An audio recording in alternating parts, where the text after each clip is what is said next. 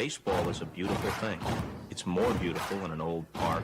It's asymmetrical and quirky. But even in a dome with artificial turf, it's beautiful. The way the field fans out, the choreography of the sport, the pace and rhythm of it, the fact that that pace and rhythm allows for conversation and reflection and opinion and comparison.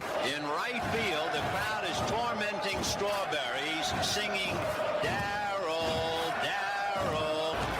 Little roller up along first, behind the bag. It gets through Buckner. Here comes Knight, and the Mets win. And there's a fly ball deep to left. It's on its way. There it goes. And the Yankees are going to the World Series. Aaron Boone. Ground ball stabbed by Folk. He has it. He underhands to first for the first time in 86 years. The Red Sox have won baseball world championship. Can you believe it? It's a pastime, something you do. It's entertainment, something you watch. And it's a shared experience, something you talk about and read about. But you can apply those same three criteria to other things. What makes baseball special is that it's the best game that's ever been devised. Smith corks one into right down the line. It may go. Go crazy, folks. Go crazy. Sure as God made green apples, someday the Chicago Cubs are going to be in the World Series. A little bouncer slowly toward Bryant. He will glove it in front of Rizzo. It's in time. And the Chicago Cubs win the World Series. Cubs win. What a lucky break. The good Lord wants the Cubs to win. How can you not be romantic about baseball? There's a very peaceful thing. It was created and played in pastures and meadows. There's grass, there's outdoors, there's everything that people thought was American and feel about America. You get in a ballpark, and it's the wonder of walking through that dark tunnel and seeing a huge open space where men play the little boy's game.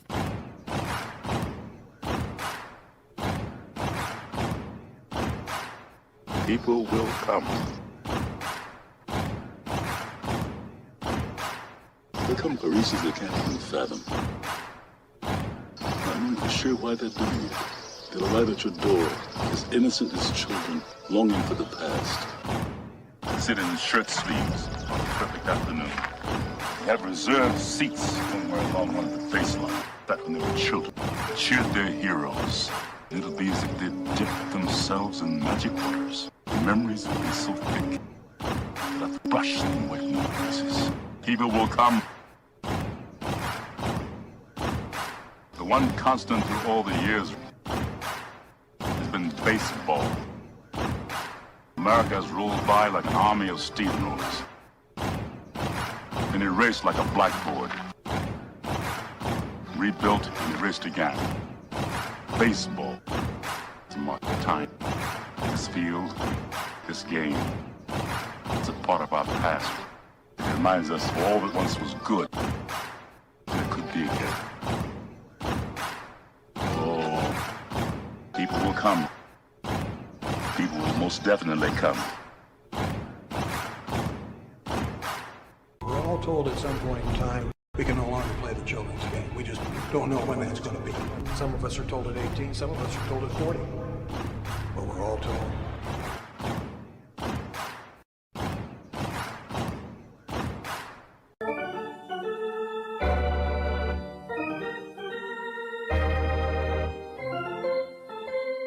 I believe in the Church of Baseball. I've tried all the major religions and most of the minor ones. I know things. For instance, there are 108 beads in a Catholic rosary, and there are 108 stitches in a baseball. I prefer metaphysics to theology. You see, there's no guilt in baseball, and it's never boring. It's a long season, and you gotta trust it. I've tried them all, I really have. And the only church that truly feeds the soul day in, day out is the Church of Baseball. Braves coming. If there's a bigger thing going on right now, I don't know what it is. I never heard of half of these guys. And the ones I do know are way past their prime. Most of these guys never had a prime. This guy here is dead. Cross him off, then. The local press seems to think we'd save everyone a lot of time and trouble if we just went out and shot ourselves. We got uniforms and everything. You know, you might think about taking Jesus Christ as your savior instead of fooling around with all this stuff. I like him very much. He no help with curveball. You trying to say Jesus Christ can't hit a curveball?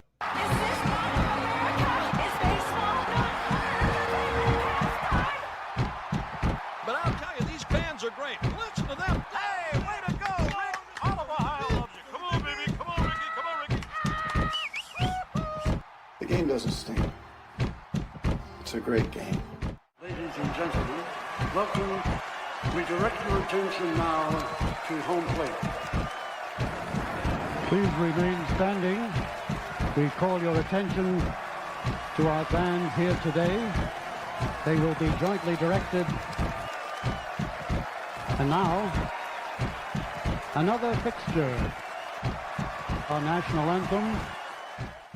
Oh, say, can you see by the dawn's early light what so proudly we hailed at the twilight's last gleaming, whose broad stripes and bright stars through the perilous fight for the ramparts we once were so gallantly streaming, and the rockets' red bombs bursting in air gave proof through the night that our flag was still there. Oh, say does that star-spangled banner yet wave o'er the land of the free and the home of the brave? At this time, ladies and gentlemen, we'd like to introduce today's teams as participants in this historic game. Play ball!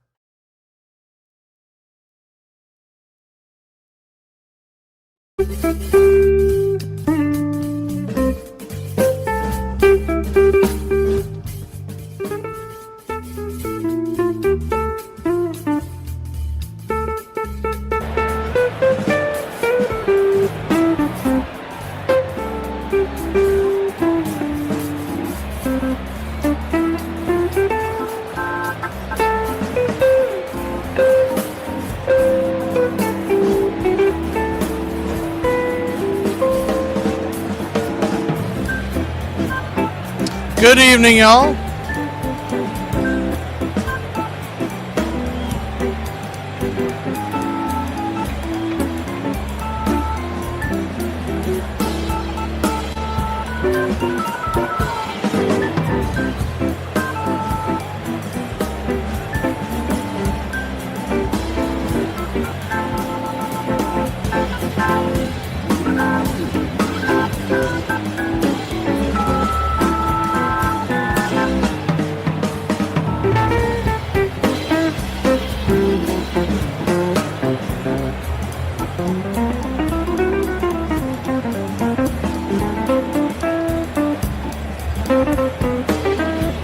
Jotting down the lineups real quick as we're just about set for pitch-by-pitch, play-by-play. We'll bring the 3D to you as soon as it pops on.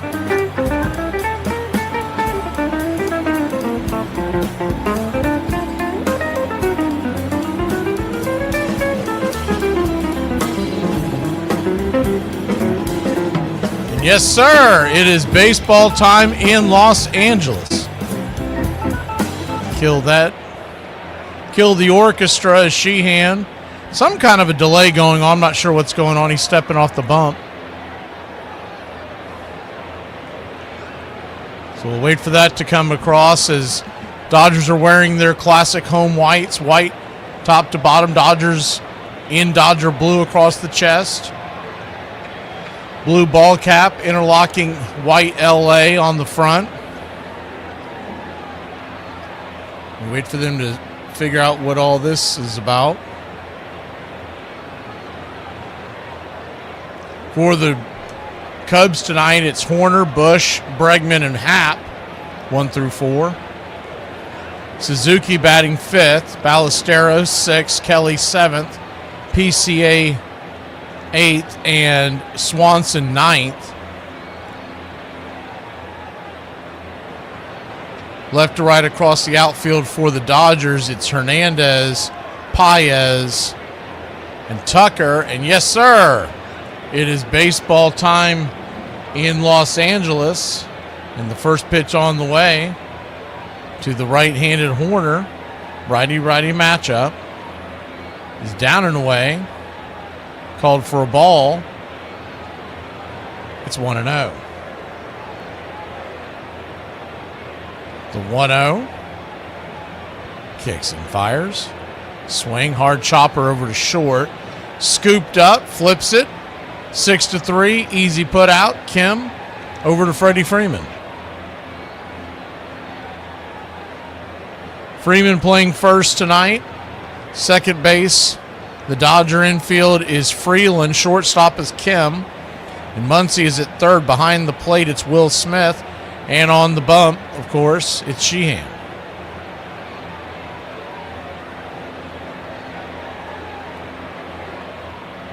First pitch swinging by Michael Busch is a fastball. High and out of the zone, it's 0-1. Righty-lefty matchup. Busch batting 198 on the year with 2 home runs. The 0-1. Swing, fouls it away, it's 0-2. Cubs nothing, Dodgers nothing, just getting going here, just jumping over from the Braves-Phillies. Second game of our doubleheader here on Braves Country Radio. So bear with me as I try to get my footing underneath me, get these lineups in order. The 0-2 count, down and in, 1-2.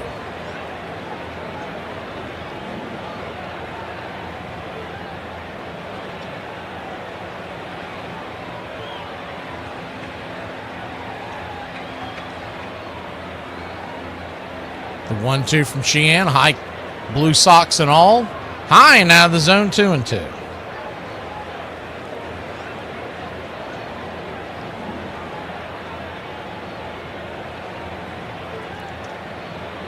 Two count. Kicks and turns. Swing, pops it up. Out of play. Looks like a full house here at Dodger Stadium tonight. It's a Friday night, and the Cubs are in town, so usually really good crowd. Usually get a little earlier than normal. These Dodger games, typically they tend to start filling in around the third inning, but the Cubs in town usually a little earlier. The 2-2. Swing and a miss, strike 3, and there's 2 away. We're going to hit roll call during the first inning break.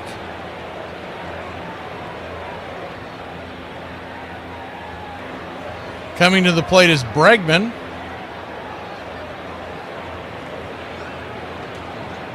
The first pitch to Alex Bregman is upstairs for a strike. It's 0-1.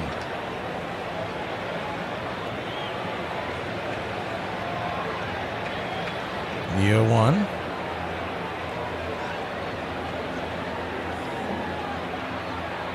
Down and away. 1-1.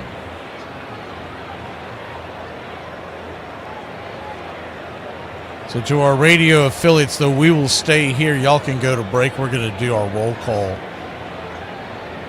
as opposed to going to break. The 1-1 swing and a miss. It's 1-2. 1-2 count. If you haven't already, chime in where you're at. Where do you hail from? Always good to hear from folks all around here. Dodger fans, Cubs fans, Braves fans, whoever you pull for. Just good old-fashioned baseball fans. That's all that matters here on the BCR. The 1-2 count. Check swing. Did he go around? They checked down the line. They said that he did. Strike 3. And that'll end the inning. So 3 up, 3 down. We'll be back in just a flash here on the Braves Country Radio Network for roll call.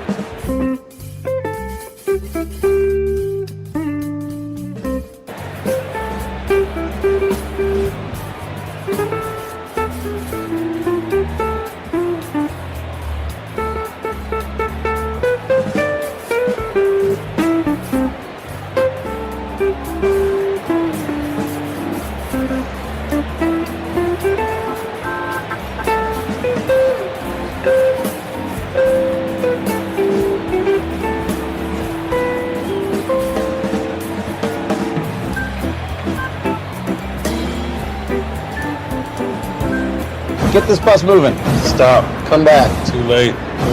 Roll call! Yeah, roll call!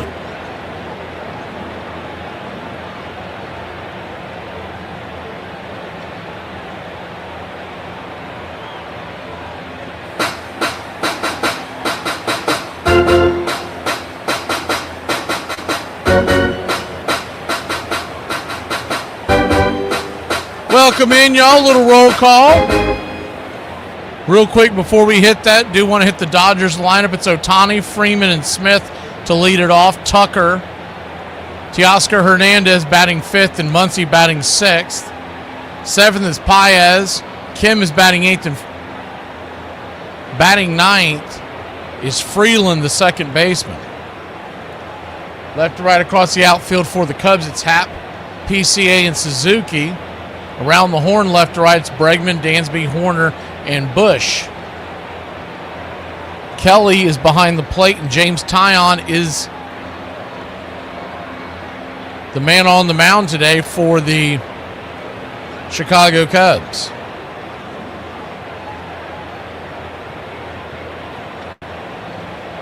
So let's see who we got here in the chat. I know a lot of folks are probably going to be dipping in a little bit here as they probably went and got something to drink or something to eat during the two games, the break in between the two games. Maybe went outside and smoked a little something. Good to see you, Rich. Everybody loves Raymond is the first pitch on the way to Shohei Ohtani is swung on and fouled back out of play. It's 0-1 righty-lefty matchup. The 0-1. Kicks and fires. Right down the pipe, it's 0-2. Ohtani batting .245 on the year with an .812 OPS. The 0-2. It's like we got Goldeneye here, and everybody loves Raymond. Rich 22. The 0-2 pitch. Down and away. Try to get him a chase off the edge. 1-2. Right 37. Uncle Charlie. Home run and Alex. 1-2 pitch. Down and in. 2-2. So a 2-2 count. There's old Big Truck. Good to see you. I like these out-of-town games. I was telling folks earlier today I like them because I get to chat with y'all a lot more, and I can see the is the 2-2 pitch swing fouls it away. We'll do it again. I can see the non-country club members a lot better on the out-of-towns. It's hard to explain how we have it set up. It's a lot easier for me to see it. Good to see you, Kira. Welcome in. 0-0 your score. Bottom of the first, the 2-2 pitch. Swing and a miss, strike 3. How about that little Jameson Tyon striking out Ohtani? Who had that on their bingo card? One away. One down, and Freddie Freeman coming to the plate. Batting .297 on the year. If you missed it earlier, Braves beat the Phillies to extend the Phillies' losing streak to 10 games. 5-3 the final on that one. First pitch on the way is out there off the edge for a ball. It's 1-0. Our game ball went to Grant Holmes, but the hero of the night was Michael Harris coming off the bench for a pinch hit double. He's a 1-0. Right there on the outer edge, 1-1. 1-1 count. Turns and kicks, swing, fouls it away, 1-2. We'll hit the out-of-town scoreboard here in a second, get you caught up on what's going on in all the world of baseball.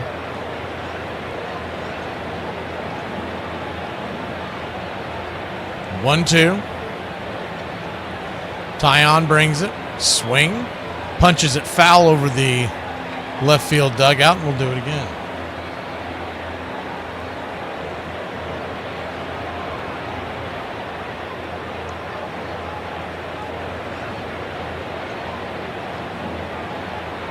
The 1-2. Swing, dribbles it up the middle, goes off the leg of Tyon to the glove of Dansby Swanson. He'll throw out his former teammate Freddie Freeman on a 6-3 putout, and there's one away. That's kind of surreal. I didn't even think about you'd see Dansby throwing out Freddie here on Braves radio. No matter how long they're gone, I still have fond memories of all the ex-Braves players. I know some people got mad at them, and some people wish they were like I wish them well, just not when they play the Braves. And I don't realistically miss either one of them because Matt Olson, I'll take him any day at first. First pitch to Will Smith was there for a strike. It's 0-1, the 0-1. Bender inside, it's 0-2. 0-2 count. The out-of-town scoreboard does look like this, though. We get you caught up. They're in Texas, and the A's are all over the Rangers, 8-1 in the ninth. Yankees are all over the Astros in Houston, 12-3 in the seventh. The 0-2 off the edge, 1-2. 1-2 count. St. Louis, Missouri. They're heading to the eighth inning, and the Mariners lead the Cardinals 3-2. The 1-2 pitch swing lifts it high into right field, and a 1-2-3 inning for the Dodgers. So 3 up, 3 down. We go to the top of the second. Cubbies and Dodgers in Los Angeles. So we pull up our canoe, and there are like 400 Indians with arrows aimed right at us. I'm starting to freak a little. Actually, it was probably closer to 300. Okay, thanks, Clark. So I say, we come in peace. Well, no offense, but it was actually Sacagawea who said that. Right. Well, luckily we brought plenty of beaver furs. Pelts. Do you want to tell the story, Clark? Here is the time that Babe Ruth fought the wall, and the wall won. July 5th, 1924. In Ruth's first at bat, he slapped a double to right field that moved leadoff hitter Whitey Witt to third. In the fourth, with 2 outs and a runner on third base, Senators first baseman Joe Judge connected on a pitch that went down the right field line. Seeing this, Ruth sprinted to the left, hoping to end the Senators' scoring opportunity. As the ball dropped foul into the crowd, bam! Ruth ran full force into the wall and dropped unconscious to the grass. Immediately, both the Yankees trainer and uniformed police hurried to the Babe's aid. At first, they thought he had hit his chin on the concrete, but they soon discovered that he had been knocked out by a jolt in the solar plexus. He also hurt his left leg at the hip. Ruth would eventually come to after 5 long minutes. Aside from the noticeable limp, you would never know he was hurt. In his next at-bat, in the top of the 6th, he would double off the center field wall. Ruth would finish 3 for 3, and the Yankees would go on to win the first game 2-0. After the final out of the second game, Ruth was diagnosed with a bruised pelvic bone. Despite the news, he wouldn't miss any time, and he would go 3 for 4 and belt his 22nd home run of the season the very next day. Ruth's Far Eastern tour was a triumph. When he got back, he learned that the Yankees, team that he had built, had decided to dispense with his services and had no intention of making him a manager. He turned down an offer to run their best farm team as beneath his dignity. Instead, he joined the worst club in the National League, the Boston Braves, lured by a vague promise of becoming manager the following season. The Braves never really meant to give him the manager's job. The main hope was that his mere presence would boost receipts.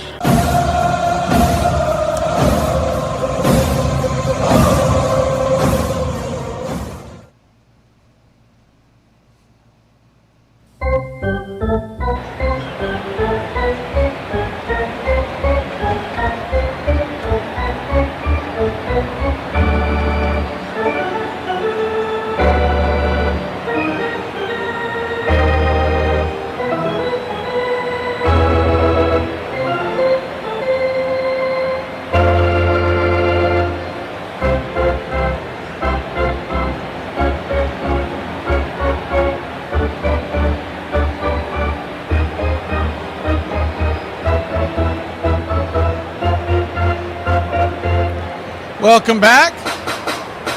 0-0 your score. First pitch is outside wide to Ian Happ, batting .250 on the year with 7 home runs.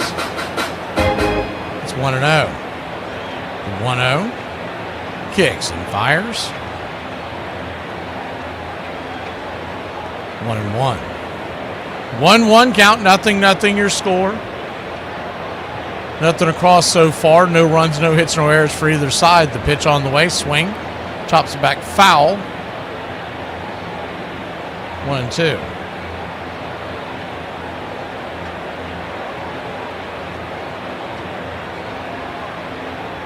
1-2. Sheehan rocking back and forth on the mound. Here's the pitch. Down and in. 2-2.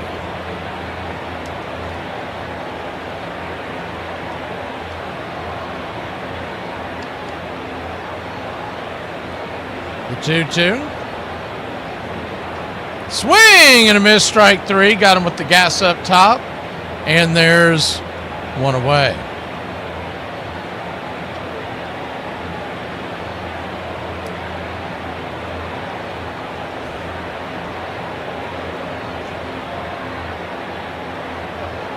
One up, one down, and Suzuki, the batter, the right-hander's batting .319 on the year.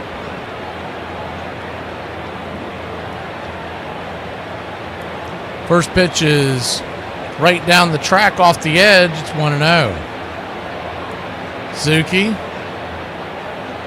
who had a late start to the season because of an IL stint, batting .319 with 3 home runs. The 1-0. Swing and a miss. 1-1 count.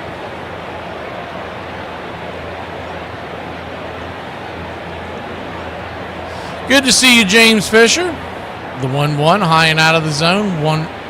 2-1. On deck is Ballesteros. Kelly in the hole. Iron Lung, good to see you, sir. The 2-1 pitch, swing, lifts it into center field. Making the running catch out there is Andy Paez. And there's 2 down.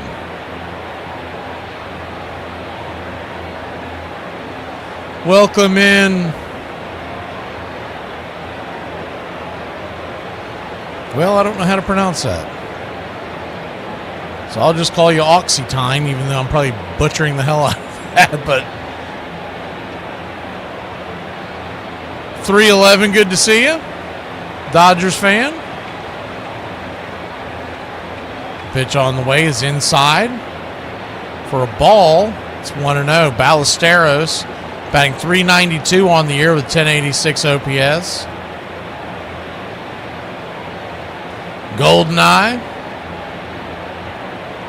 The 1-0 pitch. Swing! Chops it foul.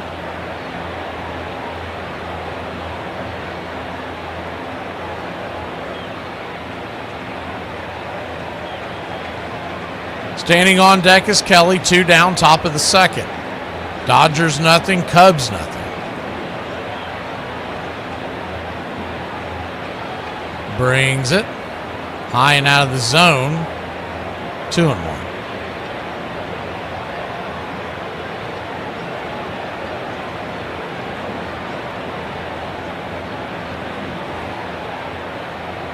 The 2-1 count.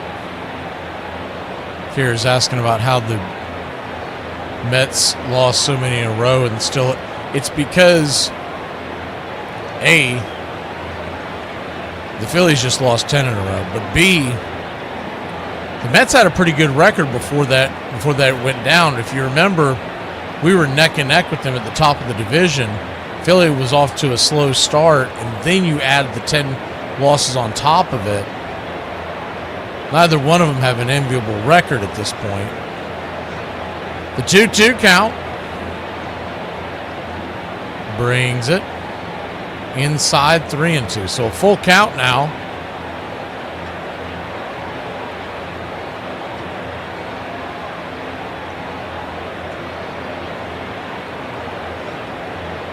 I just remember everybody dragging the Braves last year, their 0-7 start, so I don't have any sympathy on for either. 3-2 swing and a miss, strike three, and that'll end the inning.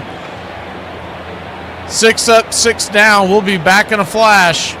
Dodgers grab the sticks when we return. Cutest diner right beside my neighborhood. It's called Waffle House. It goes for this antique chic view, and props to the designers because they definitely made it feel old. The menu had several different breakfast options. I asked the waitress what's her favorite thing. She said Xanax, but I just went ahead and went with the All-Star Special. I asked her what paired best, and she gave me a Mr. Pibb. It was awesome. The bacon was a little undercooked, so I asked the chef to throw it back on the grill for a bit, and she said, fight me. They're so quirky there. Great experience. 10 out of 10. Rio de Janeiro to here, do you know how far that is? 6,842 miles. Well, Look. do you know what kind of mail system they must have? The Brazilian mail system, government run, with an annual budget of 27,485,000 pesetas. How do you know these things? You mean I'm right? I swear to you, some white people are so extra, because if they see somebody they don't know or ain't seen in a while, they'll be like, Tom, is that you? Well, shove a stick up my ass and call me a corn dog. How you been? In 1936, two new stars made their first appearances in the big leagues. The first was a 17-year-old fastball pitcher from Iowa, whose father had built him his own practice field. He was signed by the Cleveland Indians, and in his very first start, he struck out 15 St. Louis Browns. A few weeks later, he set an American League record by striking out 17 A's. Then, he went back home to finish high school. His name was Bob Feller. We went to the World Series in 1934 in St. Louis and saw the Gas House Gang. And I thought right then and there that I was only 15, that Major League Baseball wasn't that far away. And not being cocky, I had a lot of confidence. My father gave me a lot of confidence. I never was afraid of a batter on a mound. They may hit me well, but I was never afraid of them.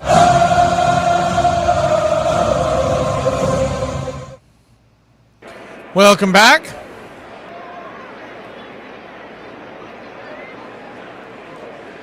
Bottom of the second inning, Dodgers and Cubs.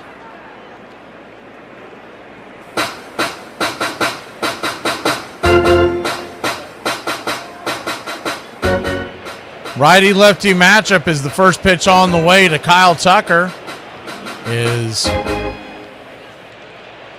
upstairs for a ball. It's 1-0. 1-0. Orioles beat the Red Sox in Baltimore 10-3 as the Red Sox woes continue. 1-0 down and away, 2-0. Guardians held on, 8-6 winners over the Blue Jays in Toronto. Rays 6, Twins 2. Rockies 4-3 winners over the Mets as the Mets drop another one. 2-0 misses down and in, ball 3, 3-0. So a 3-0 count. Pirates blank the Brew Crew, 6-0 in Milwaukee, the pitch. Just off the plate, I guess. Ball 4, and he'll head on down to first. White Sox 5, Nats 4. That's a final, so good news on the south side of Chicago for Braves fans. 6-3 winners are the Royals over the Angels in Kansas City, Missouri. And in Texas, 8-1 is the final with the Rangers. Games going on right now. Still have a few as the first pitch is out and away for a strike to Teoscar Hernandez. It's 0-1. The Marlins have a 4-0 lead over the Giants early on in the second inning. The 0-1. Turns and kicks. Swing and a miss, 92. 0-2. Cardinals trail the Mariners 3-2 in St. Louis, but they are threatening in the bottom of the 8th. And the Astros and Yankees 12-4 in that marathon in the 8th inning. The 0-2 fouls it away. We'll do it again.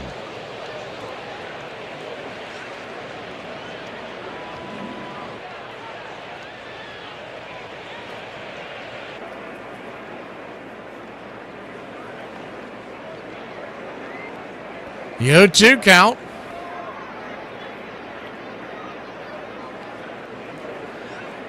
Swing and a miss, strike 3. Got him. Tyon off to a pretty good start here. He got banged around early in the season, but starting to drop that ERA. It's now down to 3.7. He had a rough start. Well, Oxy, the Braves and Phillies are playing their second series in a week. So, yeah.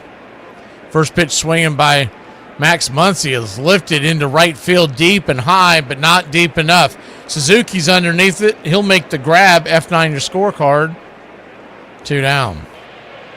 So the Phillies played 3 at home against Atlanta, then went to Chicago to play the Cubs for 3, and then back to Atlanta for 3.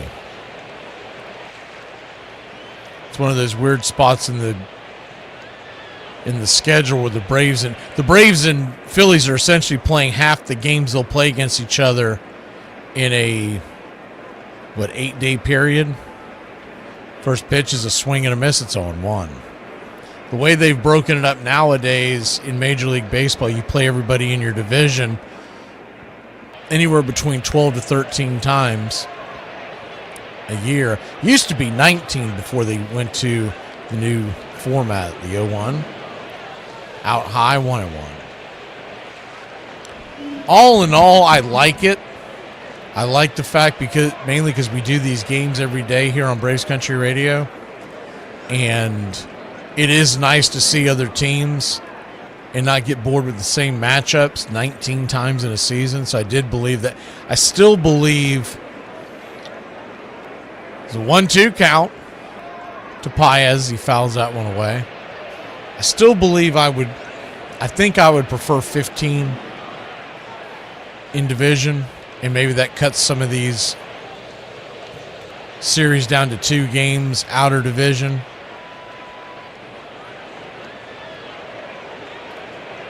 But it's not as important because you have so many wild cards now. It was a little more important when it was all about the division winner, the 1-2. Check swing, and that's a comebacker to the mound, kind of an excuse me swing. Tyon flips it over to first, and it's a 3-1 or 1-3 to end the inning. We'll be back in a flash on the BCR doubleheader. Crabapple doubleheader game of the week. Oh, I totally consider myself a people person in my head. In reality, I'm probably more like a coffee person. No does not mean stop. No means find another way. This piece of advice comes directly from Dr. Bill Cosby's dating manual. I believe everything that anyone else has watched Chad play impresses me. The same thing impresses them. What does it mean to you now when the team is struggling? I want to kiss you. I couldn't care less about the team struggling. Grandpa, would you like to take us fishing and tell us life lessons and stories about your childhood? I got a better idea. Why don't you boys go dig a hole and I'll get another beer. Someone didn't love you enough when you were little, did they? Good call. Ladies, if he doesn't help you with your bags at the airport, that's not your boyfriend, that's your baggage. Now, let's be honest. There are some players that do not want to be at home plate with the game on the line. George reveled in it, embraced it, loved it, and usually delivered. I always thought of myself as a clutch player. I think the more nervous I was, the more clutch I was. Alexander has to come to him in this situation. Wilson at first, nobody out. Well hit to left center. Back goes Mosby, along with Bell. Forget it! Home run Brett! George Brett certainly has no superior and may have no equal as a showcase player in all of baseball. Any second now, he'll be coming out for the curtain call, and there he is.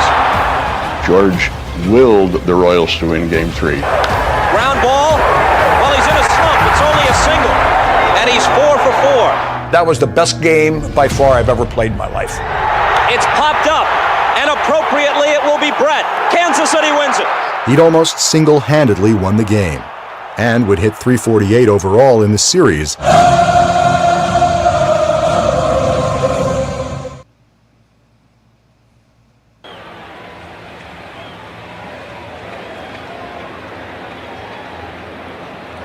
Welcome back here to the BCR doubleheaders. We've got Dodgers and Cubs coming your way tonight. Righty-righty matchup. First pitch on the way from Sheehan. High and out of the zone. Fastball misses. It's 1-0. Braves get another win tonight for folks who may have missed it, and they continue to have the best record in baseball. Dodgers right behind them, the 1-0. just below the knees. 2-0. It doesn't really matter at this time of the year, but the only thing that was nice about that, because it was getting irritating, at least to me, is the 2-0 pitch. Swing and a miss up to top. 2-1. Your national pundits, and they all do the same thing, but we all know where their bread is buttered. But every time someone would mention is the 2-1 pitch upstairs for a strike, 2-2. And I'm telling you, this went on for a week. Anytime someone would mention how well the Braves were doing in the NL East, one of the knuckleheads sitting next to the person mentioning it would always bring up, yeah, but the Dodgers have the best record in baseball. Like, it would come out of nowhere. The 2-2 count. Swing and a miss, strike 3. One away. And I know some of it's because they're coming out of Los Angeles, so there's a lot of Dodger fans who are in the media business, so fair enough. But you don't have to bring that up every single time. It would drive me bananas when I would hear it. Like, what has that got to do with the price of duck eggs in France, as my grandfather used to say? Righty-lefty matchup, and Pete Crow Armstrong, the batter, first pitch, swing and a miss, and 0-1. You could be watching the NFL draft, and they say with the third pick, Arizona drafts the running back out of Notre Dame, and someone would go, yeah, but the Dodgers have the best record in baseball, the 0-1. Swing and a miss, it's 0-2. So an 0-2 count. We basically picked this game. I don't do a lot of these late-night doubleheaders. We picked this game just I like the idea of this rivalry, Cubs and Dodgers. I don't have a dog in the hunt. To me, it's a really fun rivalry. The 0-2 pitch, high and out of the zone, 1-2. Two really good fan bases, and when we saw that it was going to be on Apple, we figured we'd do some of their fans a solid and bring you the game. The 1-2, swing and a miss, strike 3. And this is going to be, so counting next week, it'll be 4 Fridays in a row that we'll bring you the Cubs. We started the Chicago Cubs Wrigley Field Friday tradition this year. So every game in Wrigley on Friday afternoons where we're bringing you this year. The 2:20 starts on Friday afternoon as the first pitch is down and away for a ball. It's 1-0. I tend to get out of work about 2 hours before so I can race home on Fridays and get here to do that. But the point being, next week they're back in Wrigley. Is the 1-0 swing and a miss. 1-1.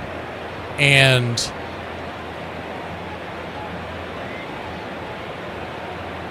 they'll be playing the Arizona Diamondbacks. And that's actually going to turn into a pretty good matchup. Remember when we saw the Diamondbacks out in Arizona to start the year, the 1-1 swing and a miss, it's 1-2. They were kind of flailing. We ended up splitting the series. That's the only series we haven't won, but we have not lost a series in the Braves. I say we, I'm talking about the Braves for those of y'all who may be new to this station. They're playing pretty good baseball now, so that's going to be a really good matchup, Cubs and Diamondbacks. The 1-2 count to Dansby Swanson, batting 193 on the year. The pitch, swing, fouls it away. We'll do it again.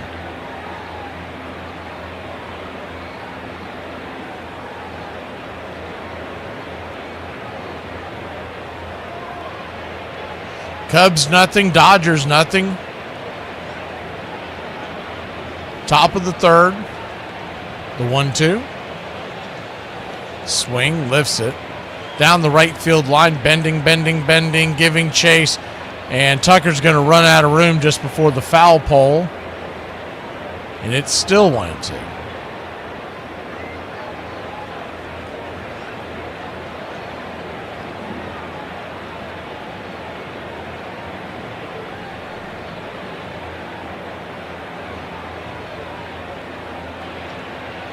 One-two count. Turns and fires in the dirt, 2-2. And that's the beginning of a doubleheader next Friday with the Braves and Rockies at 8:40 Eastern. That is the beginning of the Braves' long road trip out to the West Coast. So 10 games in 11 days, I believe, is what it is. We get 1 day off during that road trip. Is the 2-2 swing and a miss, strike 3. That'll end the inning. We go to the bottom of the third, 0-0 your score. So far, it's a pitcher's duel out here in Los Angeles. It's unacceptable. We shouldn't let him get away with it. Are you thinking what I'm thinking? Yeah, let's give him stab a piece him. of our mind. Funniest baseball team names of all time. Number 9 from my home state of Ohio, the Akron Rubber Ducks. Number 8 are the Traverse City Pit Spitters. Number 7, the Burlington Sock Puppets. The marketing part of every minor league baseball team has to be the only department that never has to get drug tested. Number 6, the Danville Dans. Their mascot isn't even a mascot. It's just a guy whose name is Dan. Number 5 are the San Antonio Flying Chanclas. What is a chancla, you might ask? It's a flip-flop that abuelas throw at their grandchildren when they are misbehaving. Number 4, the Rocket City Trash Pandas. Number 3, the Missouri River Motorboaters. The Bismarck Larks are changing their name to this for 1 day. They said it was because they want to honor their boat-loving fans. Sure, yeah, right. Number 2 are the Carolina Disco Turkeys. What is a disco turkey? I don't care. It doesn't matter. Take all of my money. And number 1, the Florence Yalls. What is their team name? A yawl. What is a yawl? A water tower. What? It was a ton of Gen Xers that just unanimously agree that the good old days were better. Give me a real concrete answer on why the good old days were better than now. I think it was easier to be happy a long time ago. I think that today it's expensive and difficult for people to be happy. It was much easier to be happy. You could sit on a porch in a rocking chair with your friend and a glass of lemonade or iced tea. Back in the day, it was just easier to be happy than it is now. Imagine Bob Feller, 17 years old, in the small farming town of Van Meter, Iowa, throwing against the proverbial wall of the barn and having a fastball that could beat any in the major league at that time. What was particularly extraordinary when the young feller at 17 came into the major leagues, and what people forget is that his fastball was so great because his curveball was extraordinary too.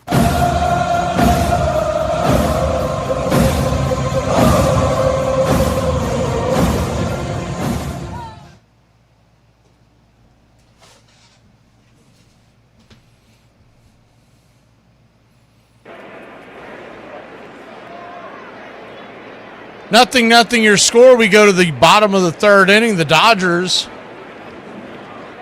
looking for their first hit. Both teams looking for their first hit. Taillon goes to work. First pitch is off the plate. Called for a wide strike. It's 0-1. Hai-Sung Kim batting .324. The 0-1. Check swing. Did he go around? They checked down the line. He did not. 1-1. Your home plate umpire tonight is Willie Trainer. First base, Mike Estabrook. 1-1 outside wide, 2-1. Malachi Moore is at second, and down the third base line, it's Alfonso Marquez.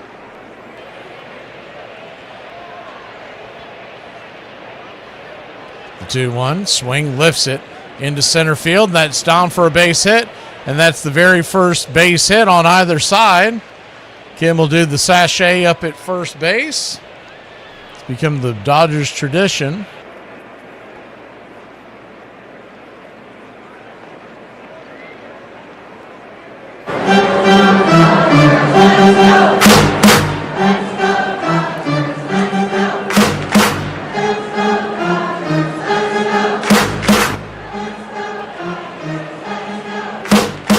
Righty-lefty matchup. Freeland, the batter, he'll take the first pitch off the plate wide for a ball. It's 1-0. 1-0.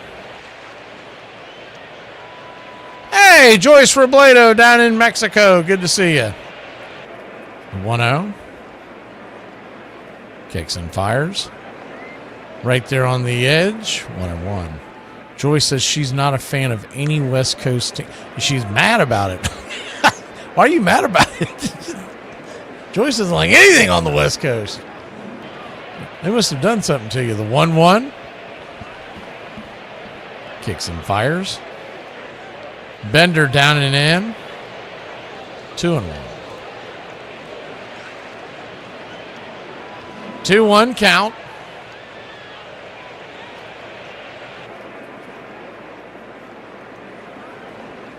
Flips it over to first real quick to keep Kim close by. Pretty good base runner over there. So Tyon trying to keep him as close to the bag as possible. Bottom of the ninth in St. Louis, and the Cardinals trail 3-2 to Seattle. The 2-1 pitch swing. Fouls it away.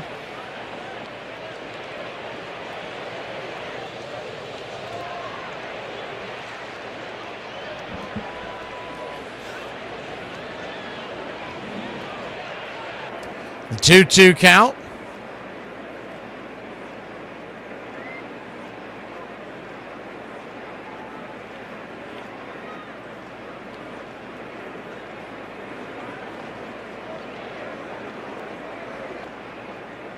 Runner goes, turns and kicks, fires the ball down to second base. That was close. In fact, Dansby would have had him.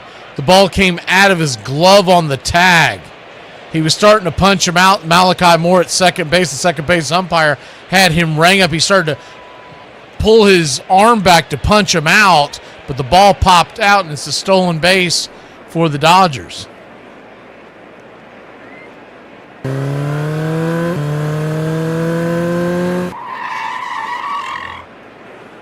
Good to see you, YouTube handler. Righty, lefty. The 3-2 swing, lifts it deep down the left field line, bending, just out of reach of the left fielder. Happy chased it into the corner next to the foul pole. Full count once again. They had that extremely short porch out there in left field, and Happ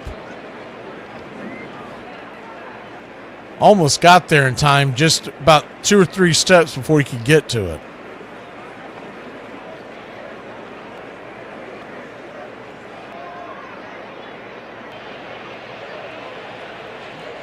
The payoff pitch in the dirt.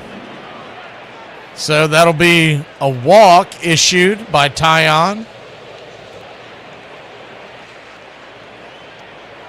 And the worst possible scenario for Jameson Taillon is Shohei Ohtani coming to the plate with 2 on and nobody out.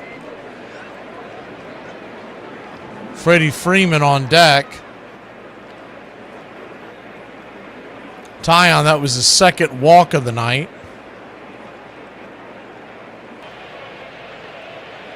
Righty, lefty, the first pitch on the way. Swing and a miss. It's 0-1.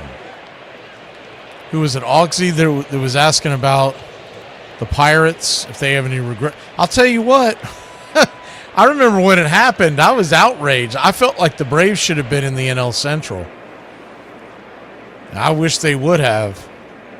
We'd have been in there with the Cubs, the Brewers. It was just, there were much more natural rivalries.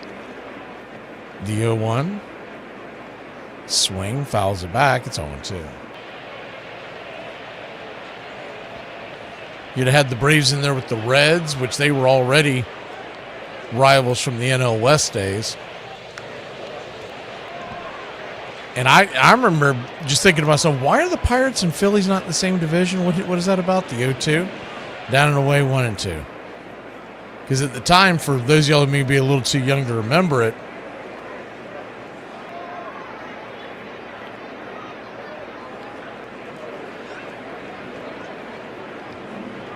the idea of splitting up the state of Pennsylvania really made zero sense. The 1-2.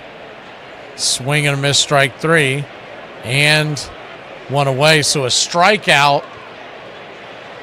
Shohei Ohtani's second strikeout of the night. Taillon somehow has his number. It's that off-speed pitch that he's getting him with. Seattle did hold on to beat St. Louis 3-2.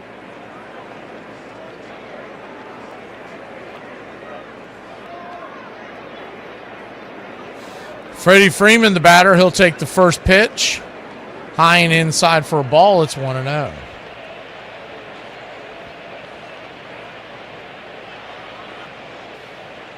And 1-0.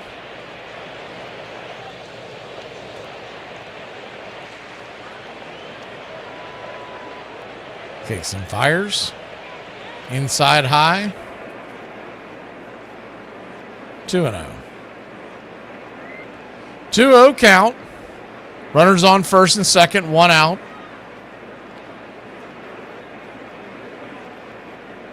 The 2-0 pitch. Right there at the knees. Man, that was filthy. He dropped that sinker in there.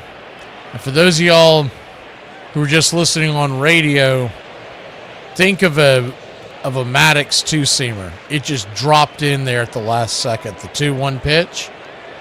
Swing! Fouls it away, 2-2.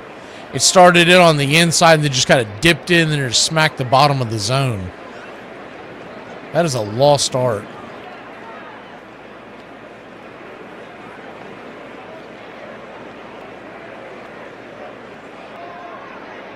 The 2-2 count.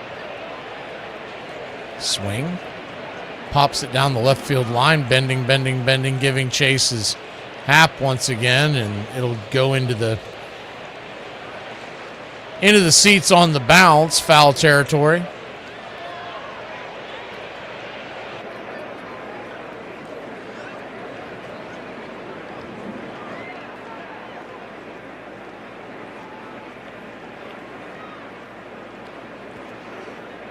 Two on, a 2-2 count, the pitch, swing, rips it towards center field. Coming over, making the running catch is PCA. He'll flip it into the infield, and there's 2 down. Pretty hard hit ball there by Freddie Freeman, but PCA had him played pretty well.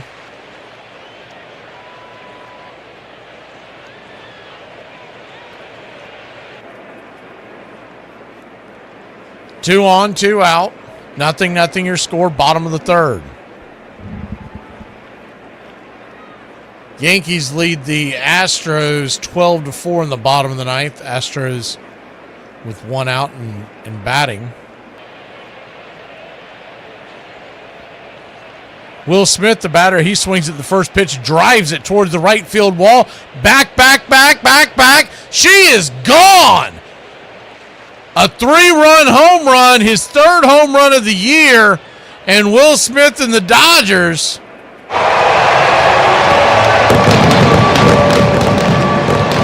take a 3-0 lead. Holy cow, did that ball get out and hurry. That thing took off like a bat out of hell.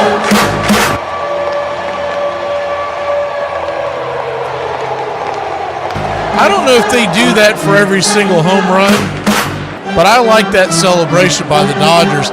Paez was standing at the steps, and he had sunflower seeds in his hands, and when Smith came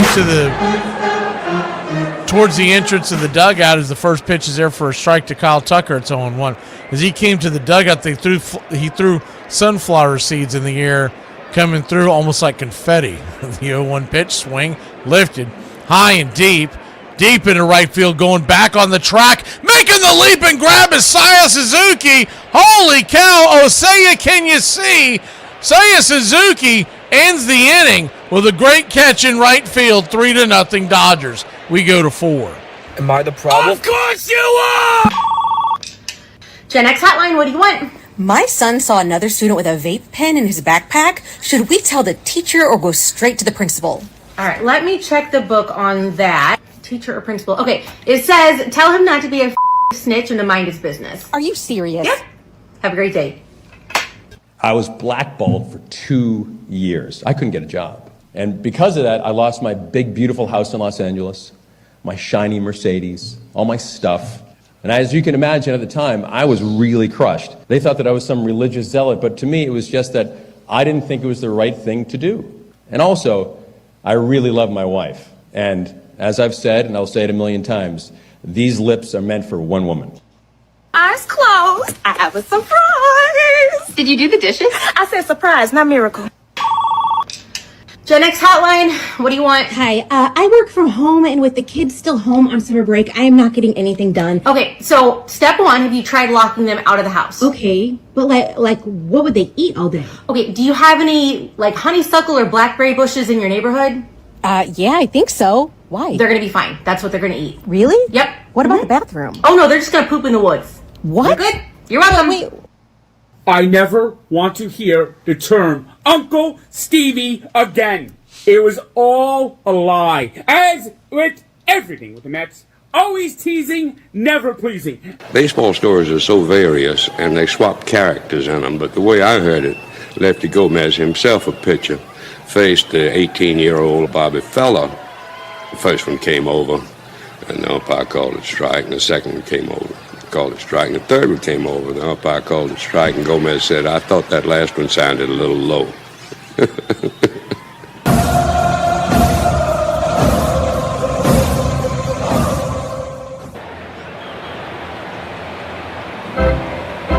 My man, Nathaniel Brooks, good to see you.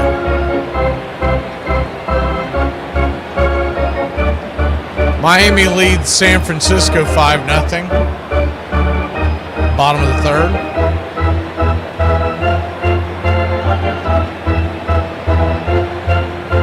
Three 3-0 here is the first pitch to start the top of the fourth. Nico Horner's outside wide for a ball. It's 1-0. So far, Sheehan has thrown a perfecto. 1-0.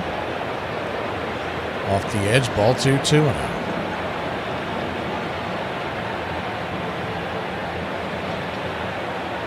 He also has 7 strikeouts to his name. The 2-0 count. Brings it. Swing, rips it to left field, but it's a hard hit L7 in your scorecard. 1 down. Good to see you, Nathaniel. For some reason, we don't see you as much anymore, but I have a hard time seeing the Braves game chats as much. They have it set up where it's very the country club members I see much easier, which was the point of it. Is the first pitch on the way, swing and a miss, it's on 1. When he gets going, like pretty much I only see. I'm trying to see how it looks on an actual YouTube. Yeah, so you see how the country club members light up their names on the YouTube channel. If you're looking at your YouTube, is the changeup misses. It's 1-1 to Bush. Bush 0 for 1 on the day. Everybody's 0 for the Cubs lineup so far. 1-1 pitch. Swing, rips it into right field. That ball's going to bounce and jump over the wall, and it's a grounds rule double, and that will get the Cubbies off the Schneid and a runner at second with 1 out.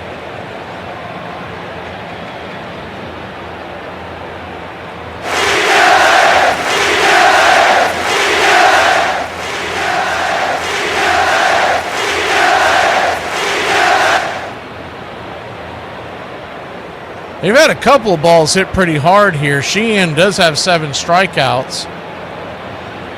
But anyways, the short of it is the righty-righty matchup pitch on the way. Swing, fouls it back. So on 1, what I was saying is the application we use, the names that light up, I can see the comments a lot easier. But when they get rifling through and going fast like we do on the Braves games, it's just like, good luck. I get so confused. And is the 0-1 pitch, swing, fouls it away, it's 0-2. What usually happens is that I lose the context of what y'all are talking about, so I usually just keep my mouth shut because I'm like, I don't know what in the hell they're talking about. Thank you, Rich, with the membership gift.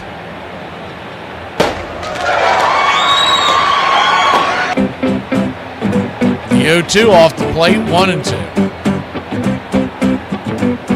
1-2 count.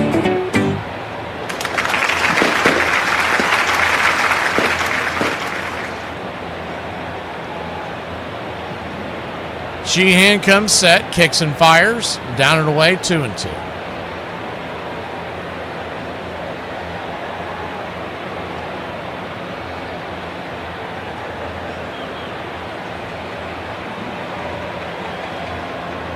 Runner at second, a 2-2 count. Dodgers lead at 3-0. Still getting going here in the early going. Top of the fourth, 3-0 the score. The 2-2 from Sheehan to Bregman. Bregman rips it up the middle, threw for a base hit. That should score the run, or see if they send him. They do. Here comes the throw to the plate. Oh, they're going to get him. That is a perfect throw by Paez. Wow. Dead meat at the plate, 2 down. And a great tag by Smith. Paez caught that off the hop. Oh, I see what happened now. Bush got a late jump. They probably shouldn't have sent him if you're looking at this on the wide view, which is what the third base coach should have been looking at. He got a late jump. That was a great throw by Paez, and unbelievable tag by Smith, because the throw was a little bit up the line, and he got him on the leg just before he touched the plate. Ian Happ, the batter.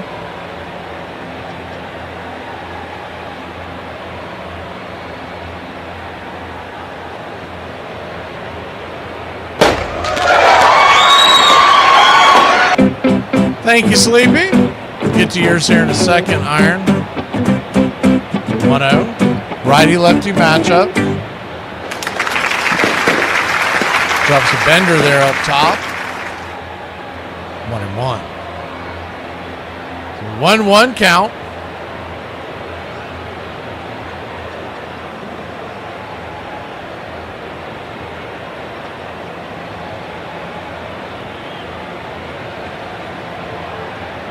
Brings it down and in. Ball gets out of the glove of Smith, but he stops it from going to the backstop. Bregman standing at second because of the throw that went down. Man, the Marlins are all over San Francisco. It is 8-0.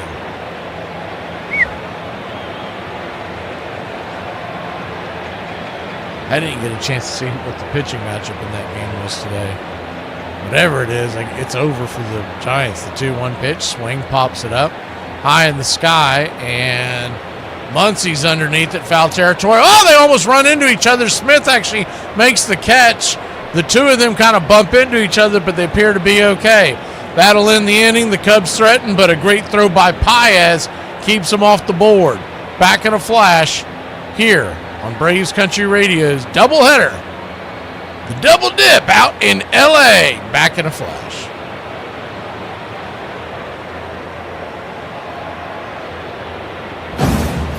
For about 70 cents, you can buy a can of soda, regular or diet. For about 70 cents, you can also buy a cup of coffee. For about 70 cents, you can buy a pack of gum, plain or sugarless. For 10 cents a day, you can buy The Country Club for Braves Country Radio.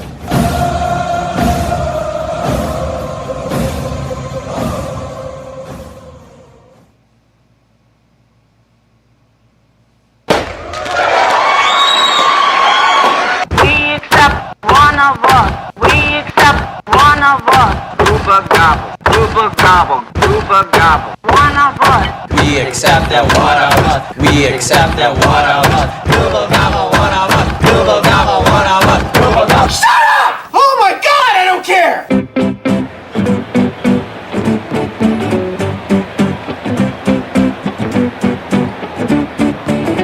Google gobble, one of us. Thank you, Iron Lung. Appreciate the channel support from everybody. As we got a 3-0 game here in the bottom of the fourth. Tomorrow night's game, we can almost say tonight's game. We're just 40 minutes away from that. Braves and Phillies. It's supposed to be the season debut of Zach Wheeler up against Bryce Elder, so that should be a fun matchup. Elder's been pitching well, and Wheeler always gives us fits. What I'm hoping is that with him coming back from the IL on the first stint, that he's not exactly sharp. Typically, if you go back and look at the numbers on Zach Wheeler versus the Braves since he's been a Philly, it has been brutal. He usually goes about 7, and we're lucky to get 1 or 2 runs off him, if that. And Chris Sale pitches for us on Sunday.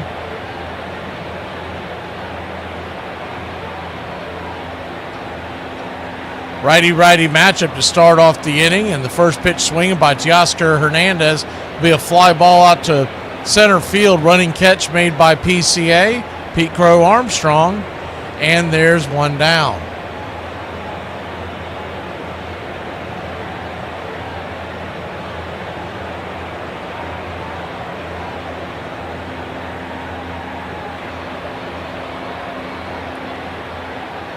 Max Muncy, the batter, 0 for 1. First pitch is a bender just outside. It's 0-1. Muncy hit a deep fly ball to right field for an F9 his first time out. Batting .291 on the year, the 1-0. Swing and a miss, 1-1. Yeah, that Braves game was amazing, Rich. That double by Michael Harris. What a clutch hit that was. 1-1. Swing, rips it down the right field line. That's a fair ball. That's going to be trouble. Bouncing up in the corner. Seiya Suzuki's coming up. He's firing it over to second base. The throw would have been very close to catching Muncy. He probably is safe, but once again, the ball goes in and out of the glove of Dansby Swanson, so it's a one-out double for the Dodgers.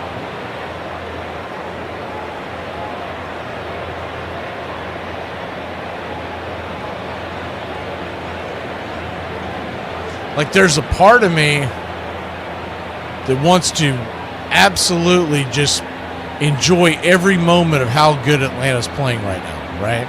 There's another part of me that wishes it was already October so we could hit the ground running going into the playoffs, because we're never playing this well going into October, it seems like. First pitch is right there at the knees. It's 0-1.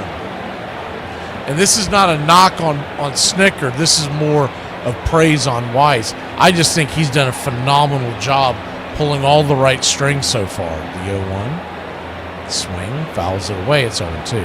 Paez, 0 for 1 on the day, but a great run-saving throw from center field last inning. Muncy at second. 1 out, the 0-2 pitch. Swing, pops it up. Can of corn right side of the infield. Who wants it? Making the catch over there is Michael Bush. 2 away. I knew Iron Lug still, man, he still sleeps next to that Snickerdall every night.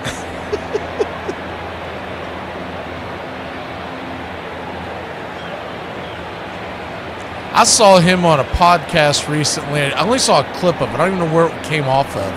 But I saw a random clip. And he was talking about how he had mentally checked out a couple of years ago. And I'm like, we knew that. That's why we wanted you down. We wanted you gone. First pitch on the way to Kim is right, misses for a ball. It's 1-0. The 1-0. Kicks and fires. Strike there at the knees. It's 1-1. Thank you, Rich.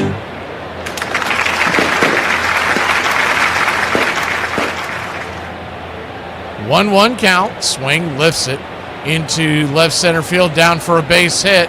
Muncy was moving on with 2 outs, and that's going to be an easy run for the Dodgers, and it's 4-1 Los Angeles. A 2-out single. Good piece of hitting there.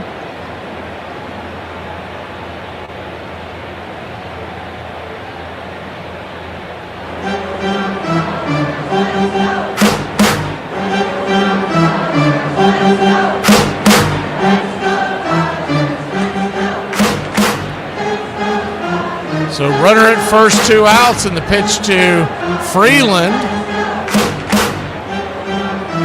Right there for a strike on the outer edge.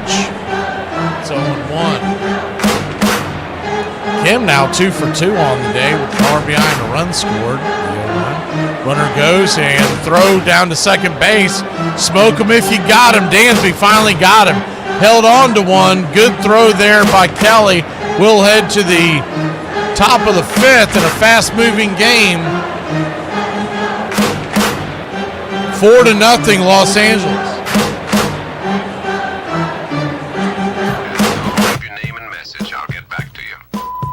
Just a drink. Shaken, not stirred. Hell are you doing? I told you we weren't getting involved. You got us involved when you brought us here. Where are you from? What's your real name? What was it before you changed it? Giuseppe? That's all you need, one thieving wop on the team. It's much better than you stinking Irish. Oh, I like him. Just a drink. He can play. He can't throw. He can't throw and he can't field. Why do you like him? He gets on base. You want answers? I want the truth! He gets on base, so do I care if it's a walk or a hit? You do not. I do not. Just a drink. What draws my admiration? What is that which gives me joy? Just a drink. Baseball. A man stands alone at a plate. This is the time for individual achievement. But in the field, part of a team. Part of one big team. Sunny day, stands are full of fans. What does he have to say? Just a drink. I get nowhere unless the team wins. The day may come when the courage of men fail, but it is not this day. Just a drink. Yippee-ki-yay, mother. Forget it, he's rolling. I think he'll ever get out of here. One day, when I got a long white beard and 2 or 3 marbles rolling around upstairs. Get busy living, get busy dying. Just a drink. Do you really want to get him? What are you prepared to do? If you open the ball on these people, you must be prepared to go all the way. Here's how you get him. He pulls a knife, you pull a gun. He sends one of yours to the hospital, you send one of his to the morgue. That's the Chicago way. Just a drink. The Lord hates a coward. Do you know what a blood oath is? Yes. Good, because you just took one. Just a drink. Go ahead. Make my day. You can't handle the truth. Did it ever occur to you I just might go tapioca and throw you out of one of the windows? Just a drink. Perfect. Shaken, not stirred. Cheers. Cheers.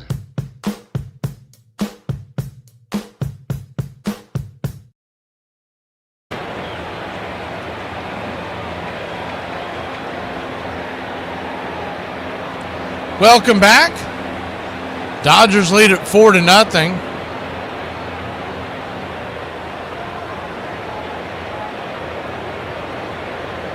Xbox. Get that crap away from me. You'll never see me play an Xbox. Righty matchup. Sheehan fires the first pitch to Suzuki upstairs for a strike. It's 0-1. But you've been dodging me on PS5. You keep saying you're going to send me a request. I haven't seen it. The 0-1. Outside wide, 1-1. 1-1 count. Either that or I don't know where to look, which is very possible. 1-1. Turns and fires. Below the knees, 1-2.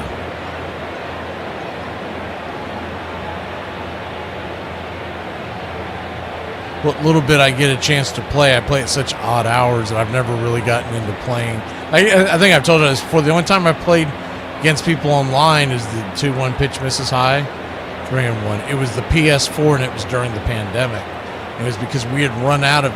So when we were doing sports talk show back then on CBS radio, and we had decided as the 3-1 pitch, swing pops it up high in the sky.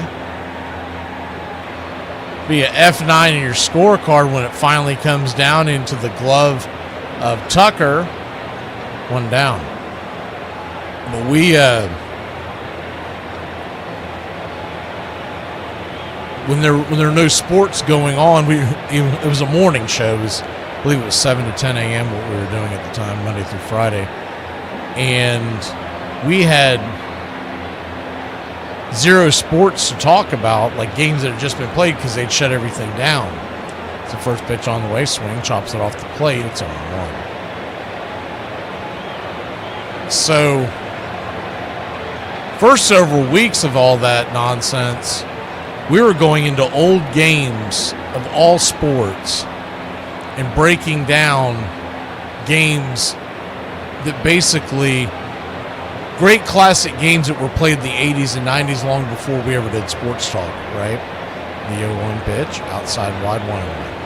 And it was fun, but after a while you started getting to the point where like, man, if I have to watch one more replay of an old game, it got more and more depressing because it was just a reminder of what you were missing. 1-1, swing and a miss, it's 1-2.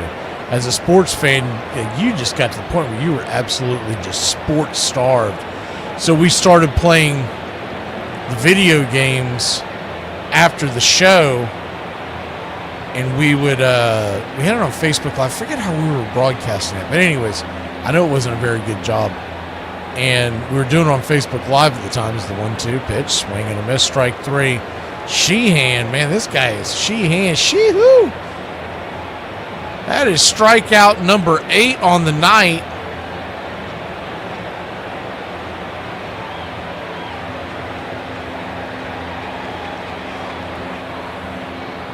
Jags got a tight end out of Texas.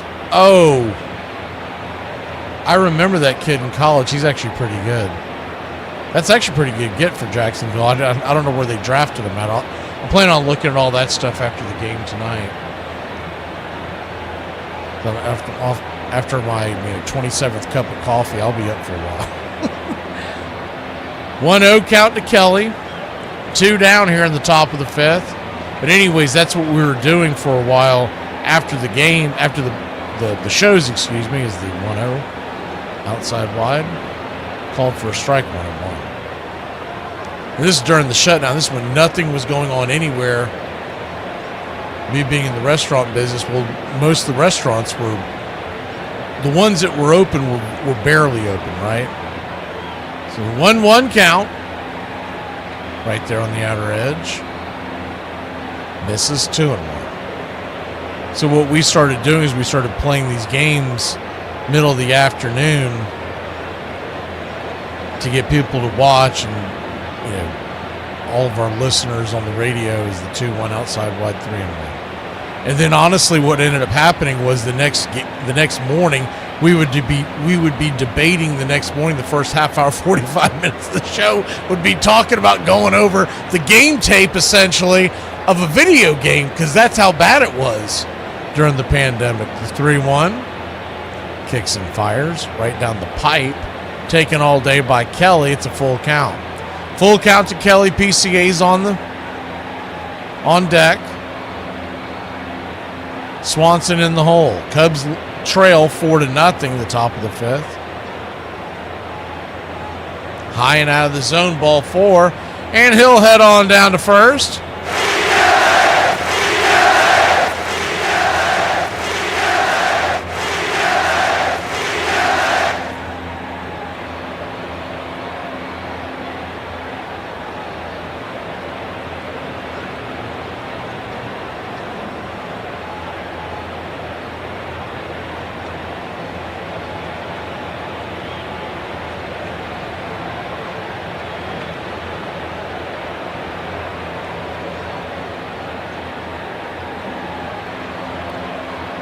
PCA coming to the plate. He's 0 for 1 with the strikeout after a quick mound visit from Smith.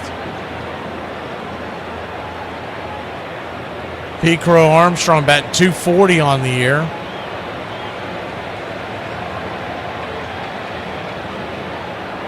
And Sheehan brings it. First pitch on the way. Swing and a miss. It's 0-1. This guy Sheehan, 8 strikeouts. And he's got good stuff. But this Dodger rotation is so loaded that he's had a hard time finding consistent starts. He keeps getting pushed to the bullpen. The 0-1 pitch, swing, chops it over to first. Freeman steps on the bag, and that'll end the inning. Hard hit ball, but it's an atom ball. Freddie Freeman saves the day. We go back to the bottom of the 5th, 4-0 Los Angeles. My issue is that anytime I'm sick, I feel like I sound like Miley Cyrus. Like it's got that rasp to it, you know what I mean? Like it's got that Miley Stewart in that bronchitis. Hey, last week we were talking about the mouth. Right. My girl said you was right, bro. She did some research and she said it's mice for plural, man. Hey, bro, I was just trying to help my bro out, man. You know what I'm saying? That's all. Man. Me personally, mice doesn't sound more natural, bro. But hey, I guess you was right, homie. Right. So when you learn something, you got to pass it down to the youth, right? I go to my sister's house. I holler at my nephew. He 5. I'm bringing it down to him. I'm like, hey, I said, little man, it ain't mice, this is, bro. It's mice, right? Right. Mouse, mice. Right. Goose, geese, right? Exactly. Right? Mm-hmm. Yeah, that's right. Moose, meese. It's like, that's what. Wait, you said moose and what? Oh, Moose. For one, is Moose. Moose, yes. And for two is Meese, right? You said Moose and Meese? Yeah. No, Meese is not a word at all, actually. It's already plural and singular. Damn, man, what's wrong? Why are you doing this, bro? I didn't create the English language, bro. That's just what I didn't make the rule. How you know, bro? Because I went to school. Armchair. Always you look for heroes. Always the people look up to see something that represents them, that is larger than they are, and if it's perfect, that they might become. As a young boy, when I was taken to my first game at Yankee Stadium, my God, Yankee Stadium, talk about awesome sights. To see Joe DiMaggio, to whom you could relate without knowing anything about San Francisco or anything else about him, but he was a baseball player. He didn't seem to have any other credential but his ability, and that was sufficient to make him a great hero and a great success, and therefore a great inspiration.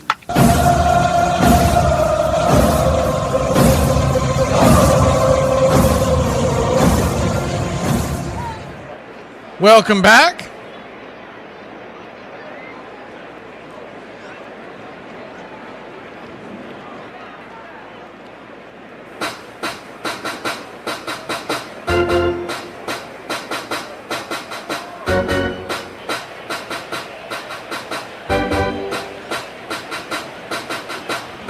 Bottom of the fifth we go, and the first pitch to Freeland, Alex Freeland, the second baseman, who walked and scored a run. First time up, the 1-0 swing, pops it up. In between left and center, making the catch is the left fielder Happ. And there's one down, and Shohei Ohtani has struck out his first two times up. It's coming to the plate.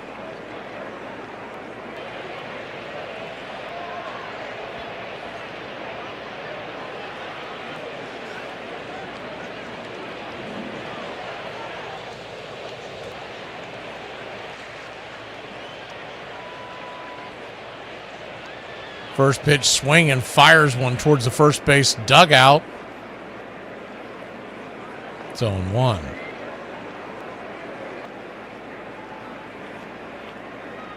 The 0-1.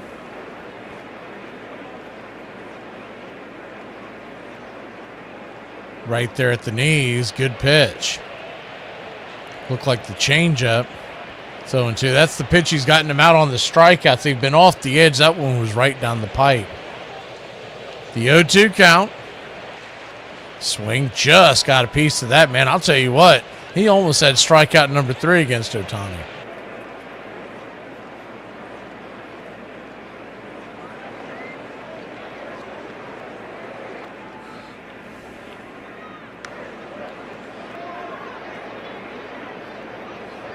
Dodgers 4, Cubs nothing. Bottom of the fifth, the 0-2. High and out of the zone, 1-2.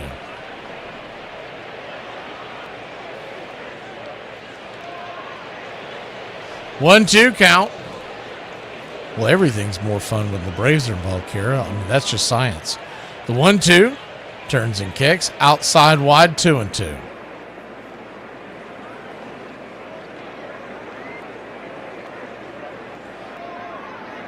Two count.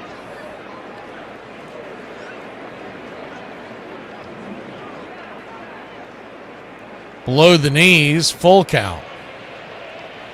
I'd say as far as going to a game in Los Angeles opposed to going to a game in Atlanta, to me the biggest difference would be, the crowds are just going to be so much different. The payoff pitch to Shohei is outside wide ball 4. He'll head on down to first. Hey, you got the Southern California fan who's a much more laid-back fan. They're not as emotionally invested in it, or at least they just don't appear to be.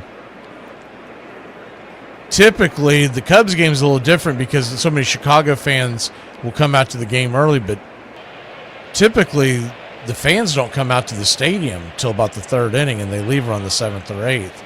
But also, you bake into the equation as the first pitch is outside wide to Freddie Freeman. It's 1-0.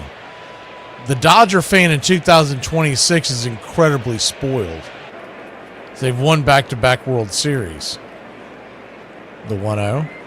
outside wide, 2-0.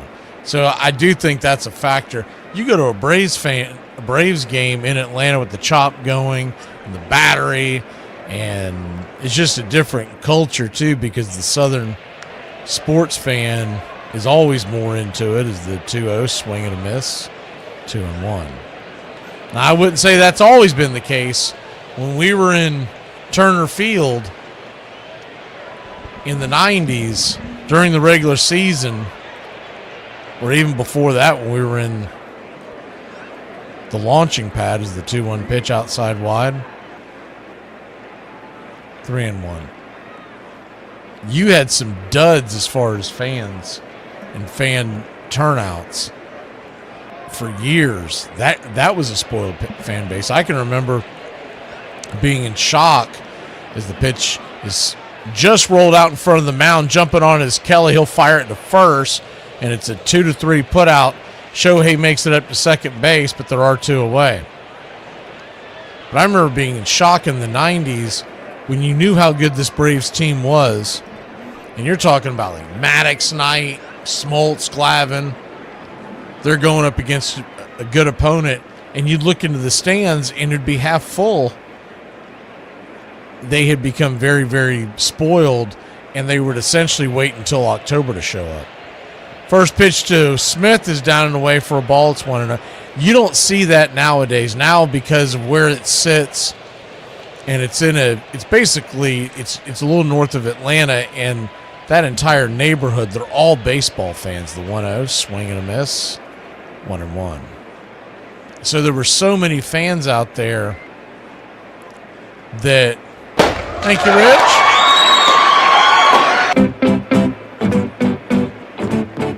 There's so many baseball fans in that area. 1-1, misses high, 2-1. 2-1 count. There was always such a big arm. If you remember when Truist opened up in 2017, so many people were trying to tell you that it was terrible that they were moving out of the heart of Atlanta. As the 2-1 pops it up back behind home plate.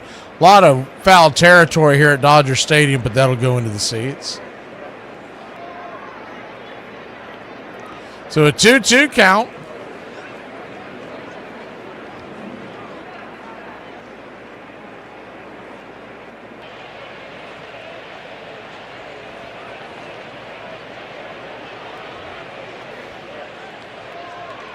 But for my money, I would like to go to a Dodger game one day out in Chavez Ravine, but I just think the Braves have perfected it at Truist Park. The 2-2 fouls it away. We'll do it again. I love the whole little village that they built there in the Battery, where you could, in theory, you could go to a Braves game at the 2-2 outside wide, full count. You go to a Braves game there at the hotel, never leave the area, and be very entertained for an entire 3-4 game series. Full count. Turns and kicks. Caught looking, strike 3. Tyon buckled the knees with the curveball. We'll be back in a flash. Dodgers lead at 4-0. Top of the 6th. Dansby Swanson coming to the plate when we return. So there's a 99% chance I might end up on the watch list after this, but I don't give a damn. Look at this. So I found this missing dog. Don't worry, I'm going to return him. I'm not totally crazy. But he's going hiking with me first, and I don't give a damn. I don't give a damn. It's been my dream to have a husky. Let me have my moment. Gen X hotline, what do you want? My kids are saying they're bored. What do I do? Okay, kids are bored. Yes, okay, so tell them to go play in traffic. But they're not allowed in the street. Have a good day. What? Armchair. Look, I am a 10. I might be like 2 5s being held together by like and giggles and stuff, but I'm a 10. Perspective. Hello. Don't matter how you got to the 10, it's still 10. Here's what you do, okay? When you're in a situation where you're going to say, let me talk to the brass to see where we are as a team. When you're getting paid $43 million, you better be Sandy Koufax. That's who you better be. On the evening of May 24th, 1935, Larry McPhail, general manager of the Cincinnati Reds, arranged for President Franklin D. Roosevelt to push a button in the White House that lit up Crosley Field in Cincinnati for a game between the Reds and the Philadelphia Phillies. Although the Kansas City Monarchs had used portable lights for years, this was the first night game in Major League history. The other owners were appalled. They were sure no one would come. Then they saw the money McPhail was beginning to make. Braves Country Radio, your home for the classic call of Braves Country Baseball.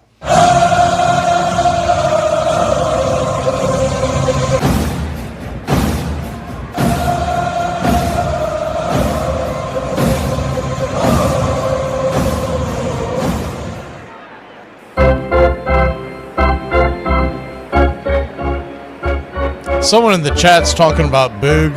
I used to like Boog. I lost all respect for him when they were whining about him and his cohort was whining about the celebration of Acuna hitting getting to the 40-70 mark. Righty matchup. First pitch is inside to Swanson. That's going to get him right there on the shirt, and he'll head on down to first.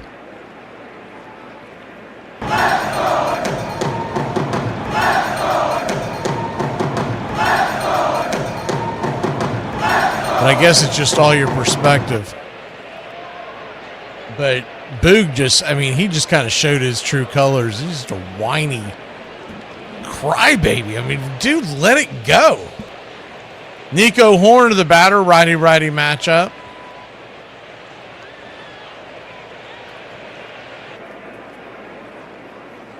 He's right up there with the Philly broadcast when they were whining and crying about the home run trot by Ozuna. We play it.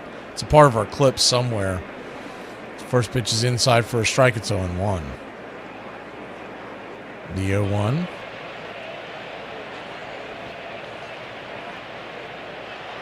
Sheehan brings it. Swing. Lifts it.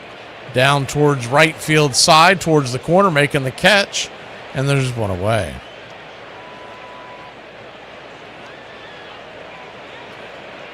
But I will say this for Boog. When he was with ESPN, he was the best one they had. But that's just the low bar. ESPN has had some brutal broadcast teams. Best they ever had. I don't know why they ever got rid of John Miller. That John Miller, man, he's the GOAT. And they got rid of him. He still does Giants games. First pitch on the way is right there at the knees. So I think he predominantly does their home games. I don't know how many road games he does anymore, but if you're ever up late and you see a good Giants game, tonight's not a good example. They're getting thumped. The pitch on the way, swing. That ball is hammered into right field, down for a base hit, and Dansby goes corner to corner, and the Dodgers have given up a couple of base runners, and the Cubbies, who trail by 4, will bring the tying run to the on-deck circle. Yeah, John Miller is great. I listened to him during this spring training. A couple of games, I caught Giants games, and I know for a fact he wasn't doing any road games in their spring games. So I was trying to line it up when I saw that the Giants were on. I would listen to their game. First pitch is on inside for a strike. It's 0-1.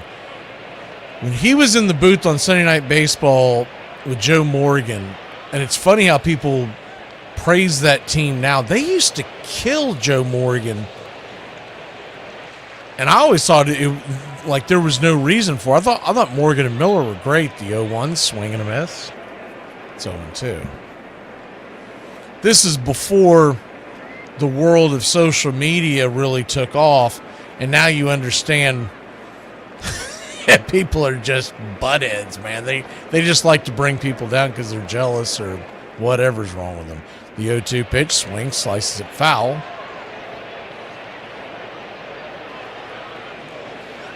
But always, when he stopped doing the games for ESPN, John Miller, I lost all interest. And then you saw it evolve or devolve over the years, and I think we were all happy to see ESPN lose their license for the O2. Bangs it foul. Do it again. I don't love what they do for Peacock, but it's still better than what ESPN was doing.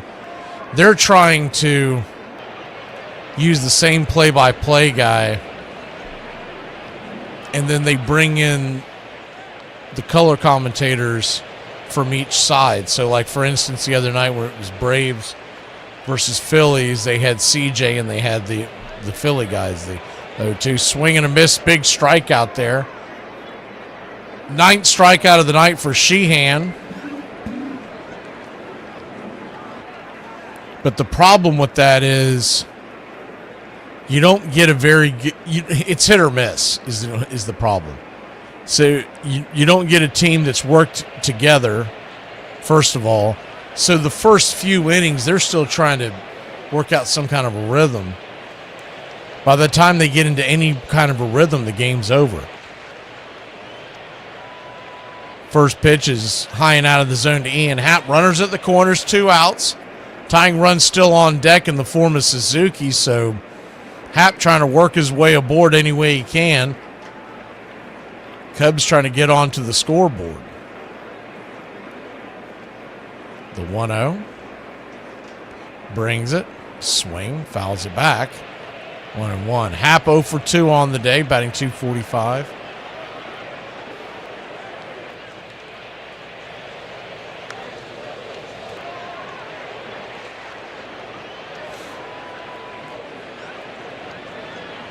Does he sleep? I haven't paid attention to that in years. The 1-1. Down and in, 2-1. I used to love watching the Little League World Series when it first came about, but then they got to the point where you could tell they were exploiting the whole thing. They were exploiting the kids, and it was overkill. And they went from showing just a few games leading up to the championship to a month of it on ESPN. That's all they have on. The 2-1 count. Swing rips it down the right field line. Cool thing is this year the Braves are the Sunday night game that's played during the Little League World Series. I think they have a nickname for it, but whatever that's called, the Braves are the game. Can't remember who they're playing. I'll have to look that up in a second.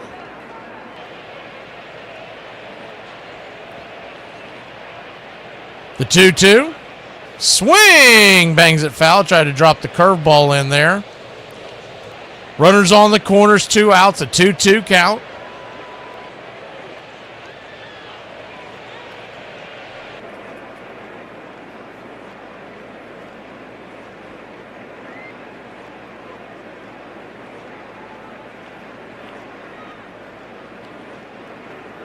Pitch on the way. Swing, pops that back foul. Nothing else, he's making them work. This will be the 7th pitch of the at-bat.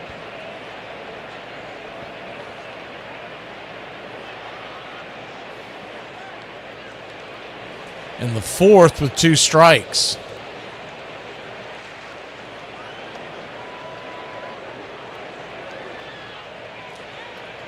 The 2-2. Outside, just misses. They're going to challenge this. I think he might have got it.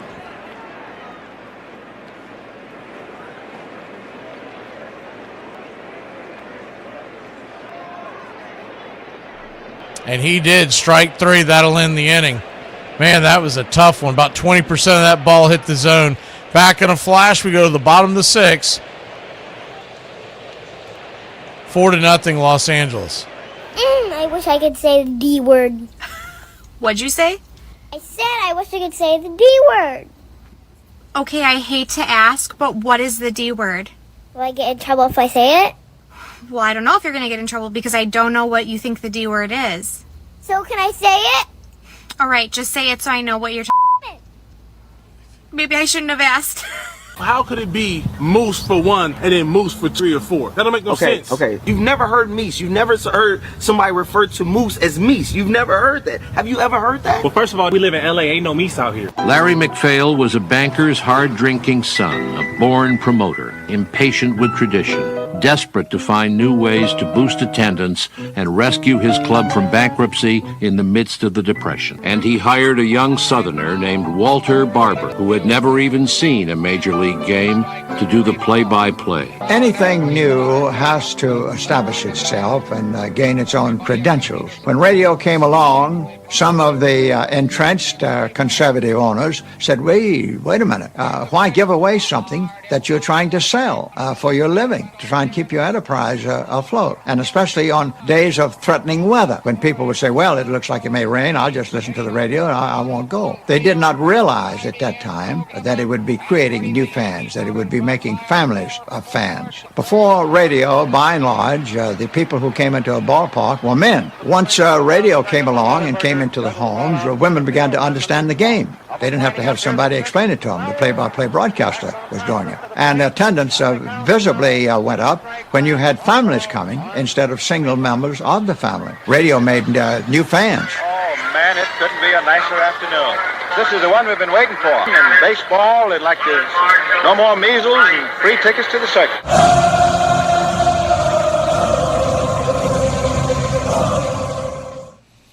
Welcome back.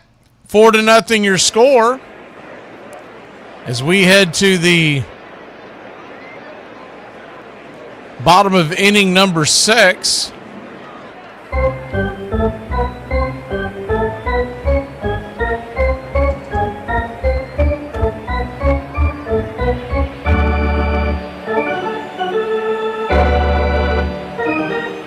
New pitcher on for the Chicago Cubs. First pitch swinging as a line drive, diving attempt out there. Yeah, he's going to make the catch. Good play, Dansby Swanson. L6 in your scorecard, 1 away. Put an asterisk by that in case you're listening to radio. Check out that highlight later. That was a beauty. They were playing him to pull, but still, that was he had to have the reflexes of a cat on a hot tin roof. First pitch to Hernandez is swung on and fouled back out of play. It's 0-1. New pitcher on for the Chicago Cubs, Ryan Rollison. The 0-1. Southpaw delivers, banged over to third. It's a 5-3, and there's 2 down. So 2 outs, but both balls hit very hard. Rollison, just 1 inning so far this year. 0.00 ERA. 6'2", 213-pounder. From Jackson, Tennessee. First pitch is a bender right there to Max Muncy. It's 0-1. Played his college ball at Ole Miss, was drafted by the Rockies in the first round in 2018, the 0-1. Swing, slices it foul. It's 0-2. Came up with the Rockies last year at 42 innings, but a 7.02 ERA. Now in Chicago. The 0-2. Hanging breaking ball, misses high. 1-2.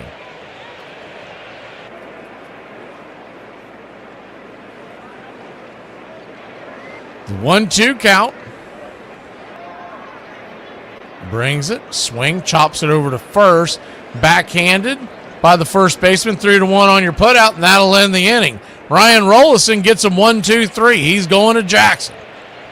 Going to Jacksontown. We'll be back in a flash. Top of the 7th we go. In a 4-0 game, Cubs swing the sticks when we return. Bruh, the clitoris has 8,000 nerve endings and still isn't as sensitive as some of you motherfuckers. About 4:15, I wake up, I brush my teeth, I scratch my and you know what I do after that? I have a captain and black coffee. Because you know what I am? I'm a savage. Savages drink. We drink. How much postage does it take to send a letter to Canada? Who's it going to? Canada. It says, Dear Canada, you. Andres Galarraga is at first base. There's Andre Galarraga. Spell his name backwards and you get Agarala.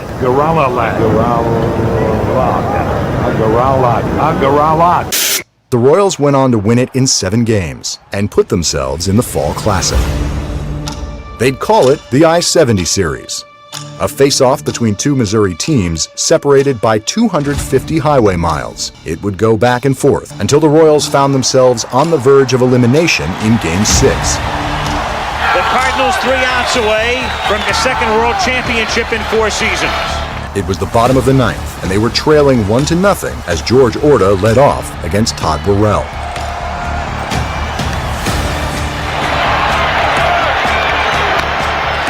Little squibber to the right side. I was sitting in the first base dugout, so we had a pretty good view of what was going on. Worrell races over to cover. The throw doesn't get him. Worrell got to the bag in an argument here, and here comes Herzog.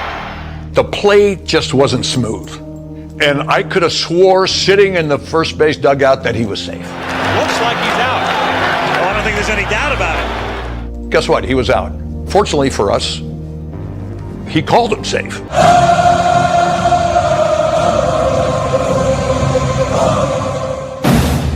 Do you see what you get? Welcome back. Sheehan, 92 pitches in to face Suzuki.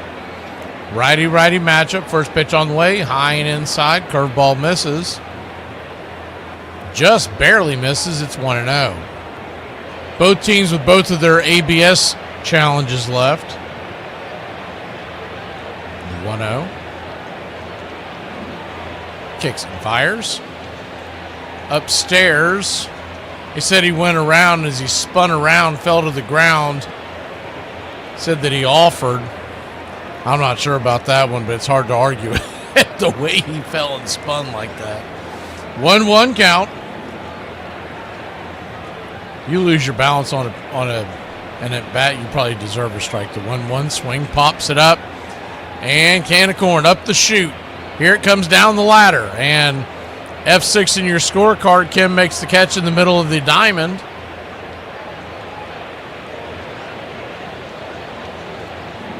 One away. Next Cub broadcast will be next Friday here for Braves Country Radio.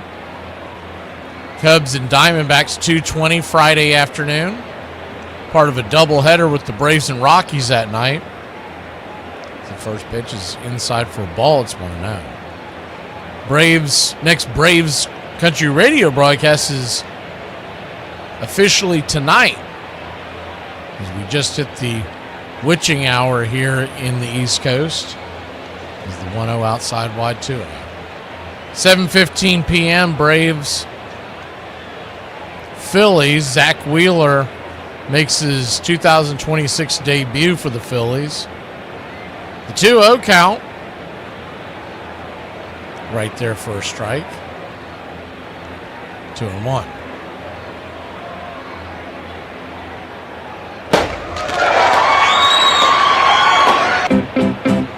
Thank you, Rich. 2-1, swing, fouls it away. 2-2 count.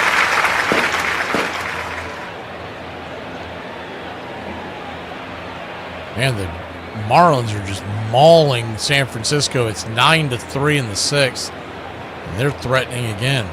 The 2-2, swing, lifts it. Down the left field line, Ballesteros will knock it into the seats. Foul. Do it again. Kelly stands on deck. PCA is in the hole.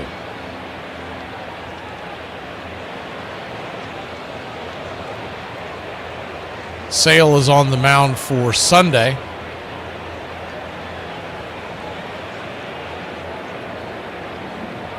It's Elder on Saturday, Sale on Sunday. Wheeler on the mound for the Phillies. Aaron Nola on the mound for the Phillies on Sunday. So it's Wheeler versus Elder and Sale versus Nola. The 2-2 pitch swing. Chops it through the hole, and that's through for a base hit. And the Cubs have a runner on here in the top of the 7th.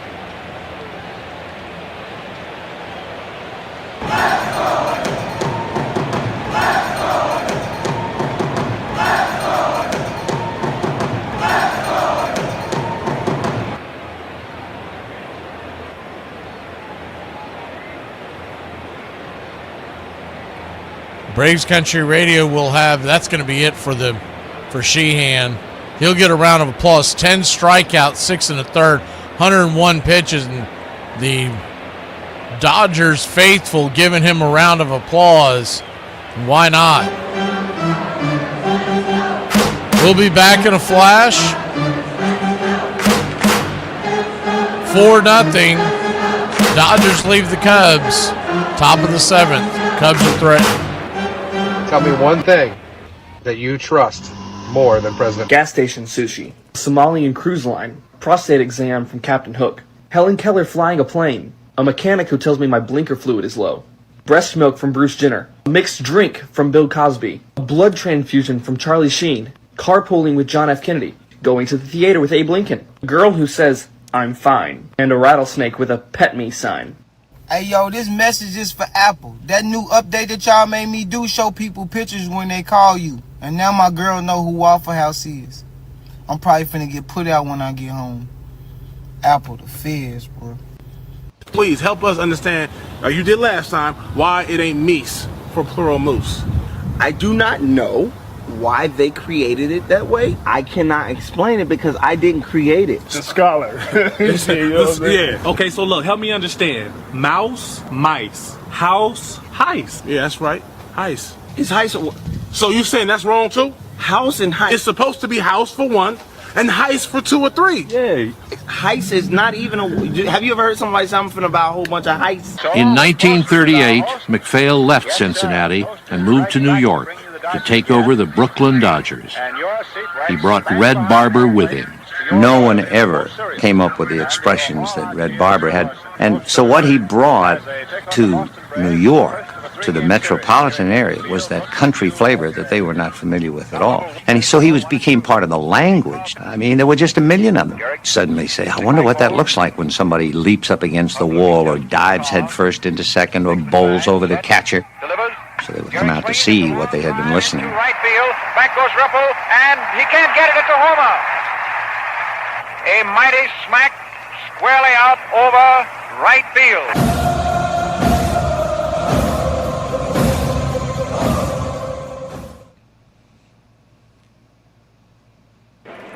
Alex Vesia, the left-hander, coming on for the Dodgers. First pitch, misses high and out of the zone. To Carson Kelly, batting .328 on the year. The 1-0.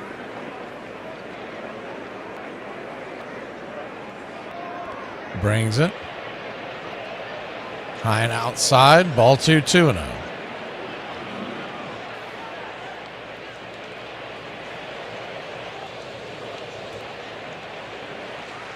Two-0 count.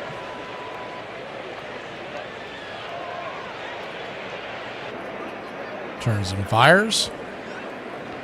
Right there at the knees, 2-1.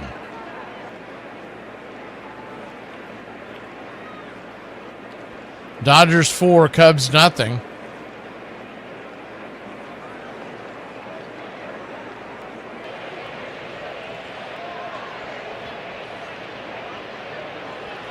Two one misses high, ball 3-1.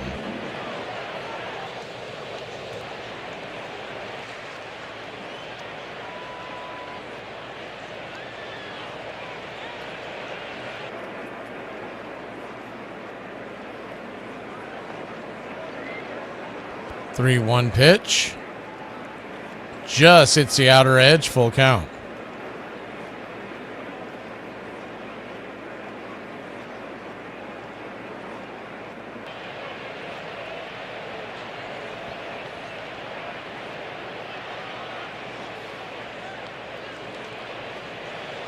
The payoff, swing, lifts it into right field. And F9 your scorecard, 2 down. Ballesteros had to hurry back. He was kind of lightly jogging, and Tucker was trying to catch him sleep and fired it into the infield. Ballesteros had to pick up the pace a little bit.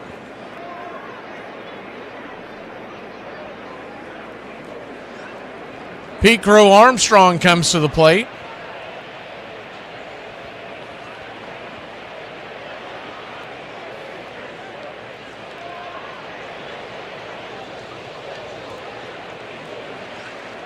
First pitch is high and out of the zone. It's 1-0.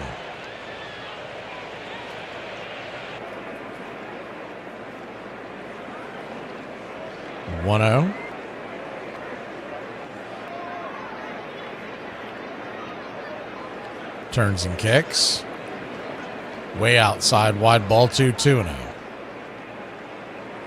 Swanson stands on deck. P. Crow Armstrong, 0 for 2 on the day, batting .237 on the year.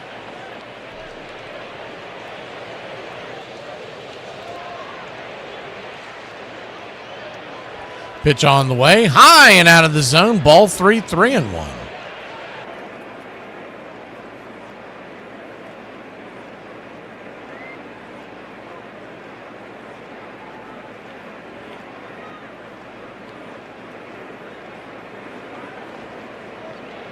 Vesia comes set. The pitch. Inside, ball 4. PCA will head on down to first, and runners on first and second. And 2 outs.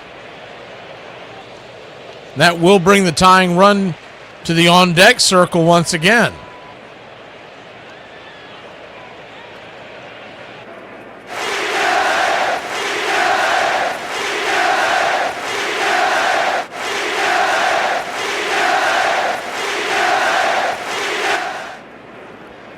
Lefty-righty matchup. Dansby Swanson stepping in. The first pitch on the way. It's inside. Nowhere near the zone. It's 1-0.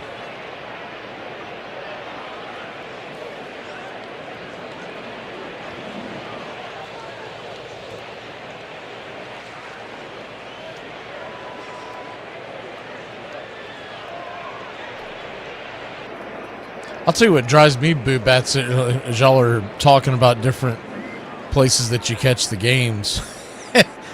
You ever try to figure out what the hell app it's on? I'm not just talking about baseball, I'm talking about all the sports now. I mean, it is ridiculous.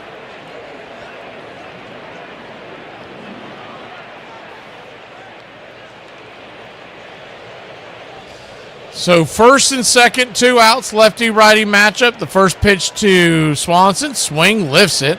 High and deep into left center field, going back on the track. The ball is going to go off the wall, misplayed by Paez. He slams into the wall. PCA is going to come flying around the bases, and Dansby Swanson has a bases-clearing triple, and the Chicago Cubs have cut the lead in half. It's 4-2. Hard hit ball. That ball was scalded off the bat of Swanson. Ripped into the gap. I thought Paez was going to have a chance to make that catch. Somehow he missed it. It came just off his glove. And Dansby Swanson picked up the afterburners and flew into third base, and he's got an 2 RBI triple. First pitch to Nico Horner's down and in. Misses for a ball. It's 1-0. So 4-2 your score.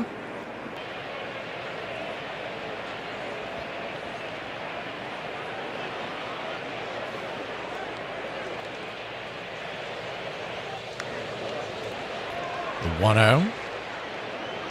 Turns and fires. Swing, rips it into left field. That's down for a base hit. And it's 4-3. The Cubs have cut it to a 1-run game.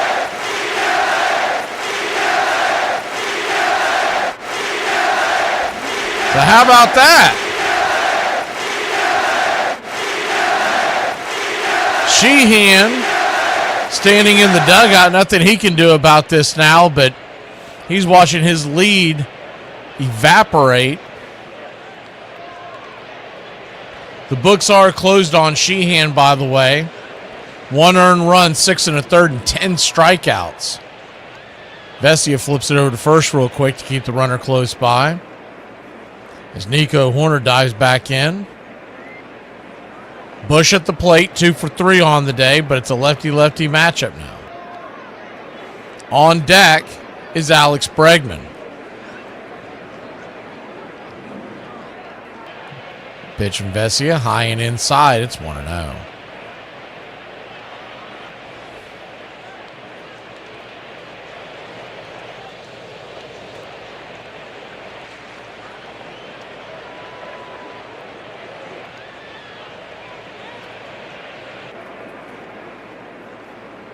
The 1-0. Misses high, ball 2, 2-0.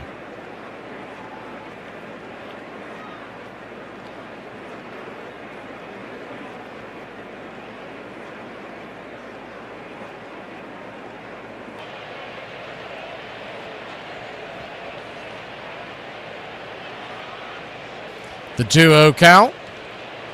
Check swing. Did he go? He did. 2-1. I think he called that on the edge. Dodgers 4, Cubs 3, top of the 7th inning. The 2-1. Flips it over to first. So that's 2 moves now. Now Horner can be on the move. Trying to see if they have figured. I don't think they have figured out what our. I know we're doing Cubs Diamondbacks next Friday afternoon. I don't know what the other doubleheader is. They haven't announced it to me yet. The 2-1. And did not get him as they tried to flip it over to first. So that is going to be an automatic base for Horner. The third attempt, pickoff attempt, came up empty. So it's essentially a balk, if you want to think of it that way. You can go that third time over to the base, but you have to get them. You don't see it happen much since they changed the rule. The 2-1, high and inside, 3-1. When they first came up with that rule, I'm going to be honest with you, I didn't like it because I thought maybe it was going to be too easy to play that into an extra base, but you don't see it that often. It really has. It has sped up the game, number one, but there's some strategy that adds to it. The 3-1, swing and a miss, full count. I didn't like what he did on a lot of things prior to some of these rule changes, but all in all, Manfred's done a pretty good job these last few years as a commissioner. The payoff pitch, swing and a miss, strike 3, and Vesia barely gets out of it alive. 4-3 your score. We'll be back in a flash. Bottom of the 7th we go here in Los Angeles.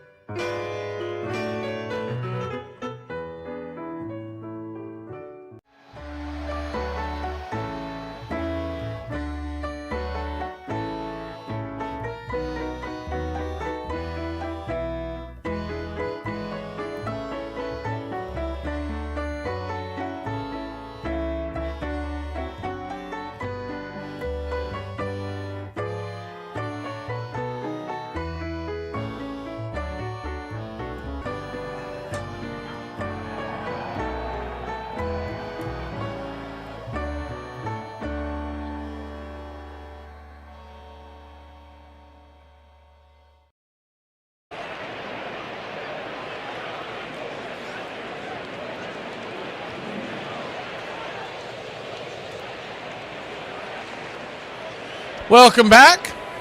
Lefty-righty matchup. Rollison back to work, and the first pitch is swatted towards right field deep into the corner. It's off the wall, and that's going to be a leadoff extra bases for the Dodgers. Going for 3. Here comes the relay down to third, and they got him. Smoke him if you got him. They got him. Gun down at third. Alfonso Marquez on the call, so you never know if he got it right. But the ball, the throw definitely beat it. There was a perfect relay. Suzuki to Horner, who fired an absolute pistol to third, and a good swipe tag by Bregman. Oh, yeah, they got him. They got him. I don't think we're going to get a challenge, but you might at this point.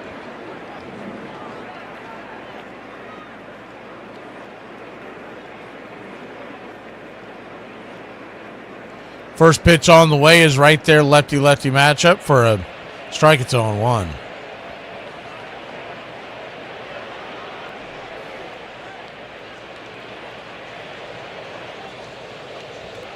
The 0-1 swing, chops it over towards first base side. Oh my God, did they get him on that one? So how do I describe this? The ball is rifled to the right side of the infield. Bush makes a diving attempt. It ricochets off his glove to the second baseman, Horner. Horner catches it on the fly and fires an absolute seed to first base. So write it down as a 3-2 to 1 put out. You don't see that every day. It was a barehanded grab by Bush as it ricocheted off the glove. Barehanded grab by Horner as it ricocheted off the glove of Bush. And he fired it over to first and got Kim by maybe a quarter step. Kim can fly. First pitch is out and away for a ball. It's 1-0 to Freeland. 2 incredible defensive plays back to back. The 1-0, high and outside, 2-0. So a 2-0 count.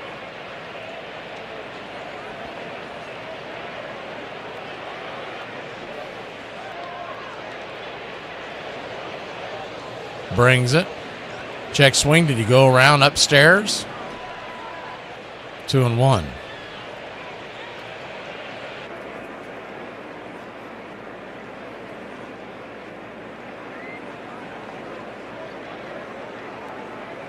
The 2-1 swing, rips it into left field, down for a base hit. So a 2-out single from Freeland, and that'll bring the top of the order. I will say one thing. Counsell's playing with fire here with Rollison, because he has had, we mentioned it in the first inning of relief that he came on, he'd gotten some outs, but they were all hard hits. This inning, ball scalded into the corner that they got on the relay trying to stretch a double into a triple, and then the other one was smoked to the right side. There was the ricochet out, and now you got Ohtani at the plate after a hard hit ball to left field. So Rollison, who's not given up an earned run this year in 2 2/3 innings of work, but he has got hard hit balls all over the place. The 1-0 swing, bang, knocks it down the line. 1-1. He's really playing with fire. They may be worn out in the bullpen department. That might be why he's being asked to pitch as long as he has. But Shohei Ohtani, you know he's due after the 2 strikeouts earlier. The 1-1 swing, slaps it down the line, foul, 1-2.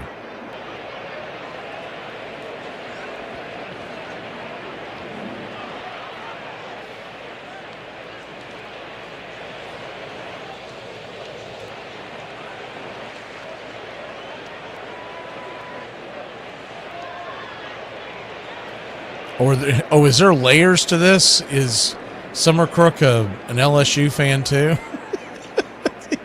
y'all are going at it. 1-2 count.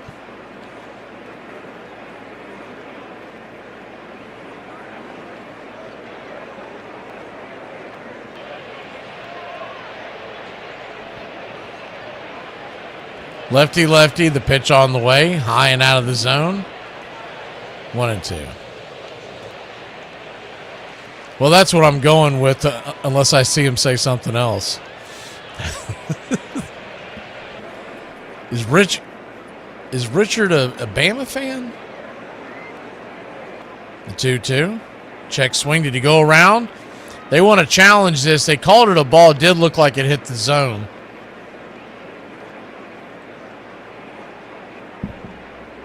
He did strike 3. That'll end the inning. I'm confused. Richard, aren't you in Arizona? Growing up a Cardinal fan? How'd you end up as a Bama fan? We'll be back in a flash. 8th inning, 1-run game. 106 miles to Chicago. We got a full tank of gas, half a pack of cigarettes. It's dark, and we're wearing sunglasses. Hit it. I have come here to chew bubblegum and kick ass. And I'm all out of bubblegum. It's happy hour. When wins become losses and losses become wins. You guys going to happy hour? I'll come for a couple. Just a couple, though. Not like last time. I need a drink. When buying a beer, buying only one beer can cause a misalignment in your spine due to the uneven weight distribution. This can cause unnecessary back pain and potential spine issues. To prevent this, carry 2 beers, ensuring your body is balanced and proper health maintained. Afternoon, everybody. Put my pants on, one leg at a time. Does Barry Manilow know that you raid his wardrobe? Guess what?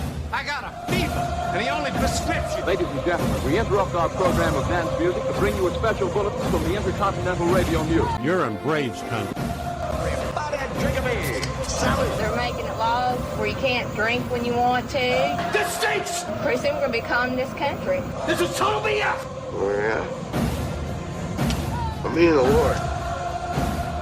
You gotta understand it. We're on a mission for God. I'm on the radio every day!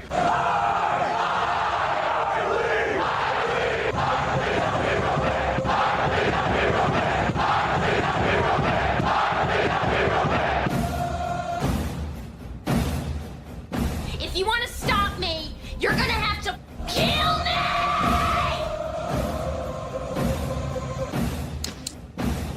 And you, music lover, you're next. You're so drunk you can't hit nothing. In fact, you're probably seeing trouble. I have 2 guns, one for each of you.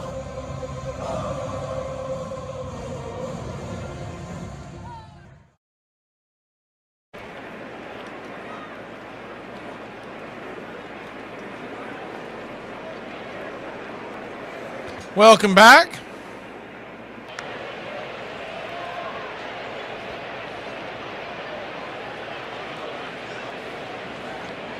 Yeah, Iron Lung, we know you're from San Diego. That's why you don't know anything about football.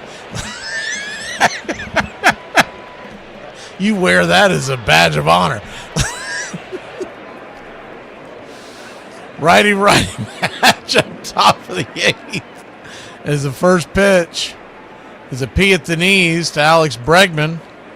Blake Trinan, the pitcher. It's 0-1. The 0-1.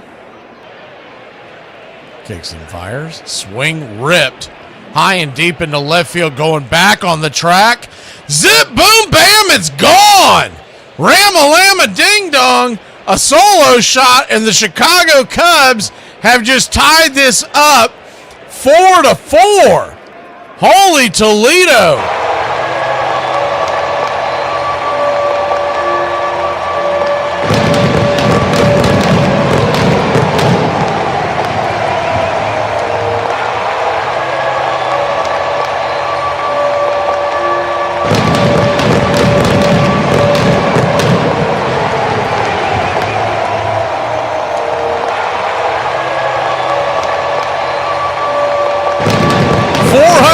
Happy feet over the left field wall, and it's a tie ball game. First pitch misses inside, and Training to Hap. It's 1-0. 1-0. Right there at the knees. 1-1 count.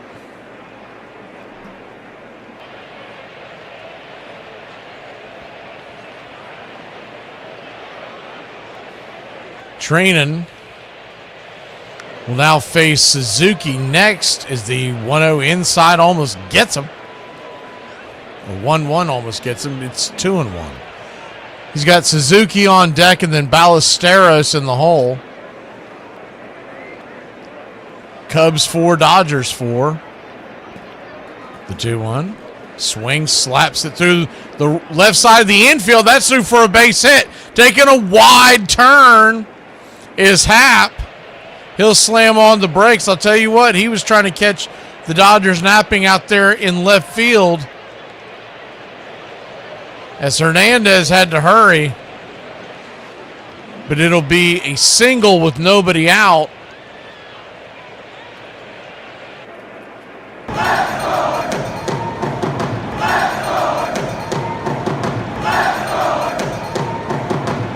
Seiya Suzuki coming to the plate. They'll flip it over to first real quick. Runner back just in time.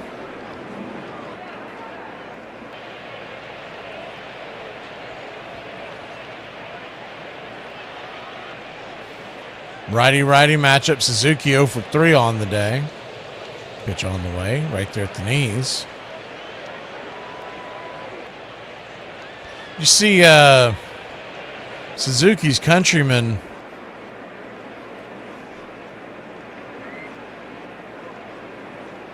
for the Chicago White Sox. The 0-1. Inside misses. 1-1.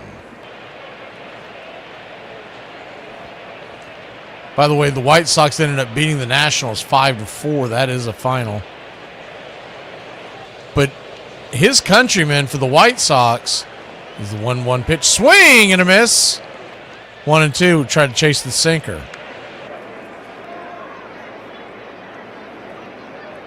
Munetaka Murakami. If I saw that right, and I know he's hit a ton of them recently, I think they said he hit, is the 1-2 down and away? 2-2. He hit another home run. He has hit 5 home runs in his last 6 games. 2-2 count.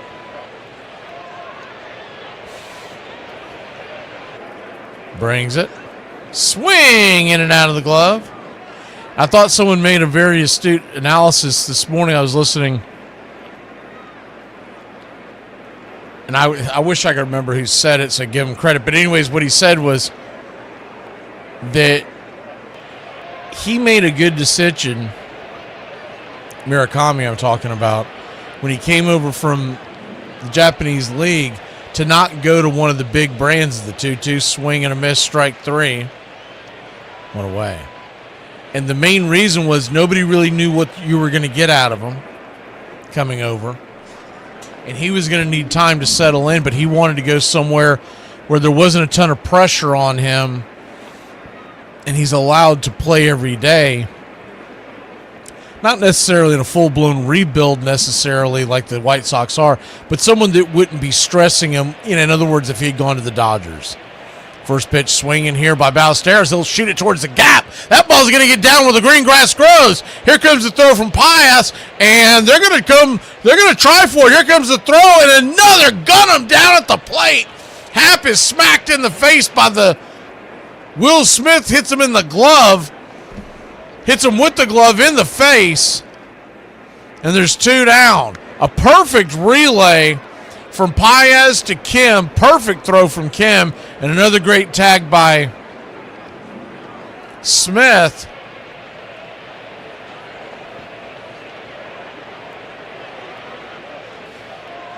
It was a pretty strong throw from Paez, too.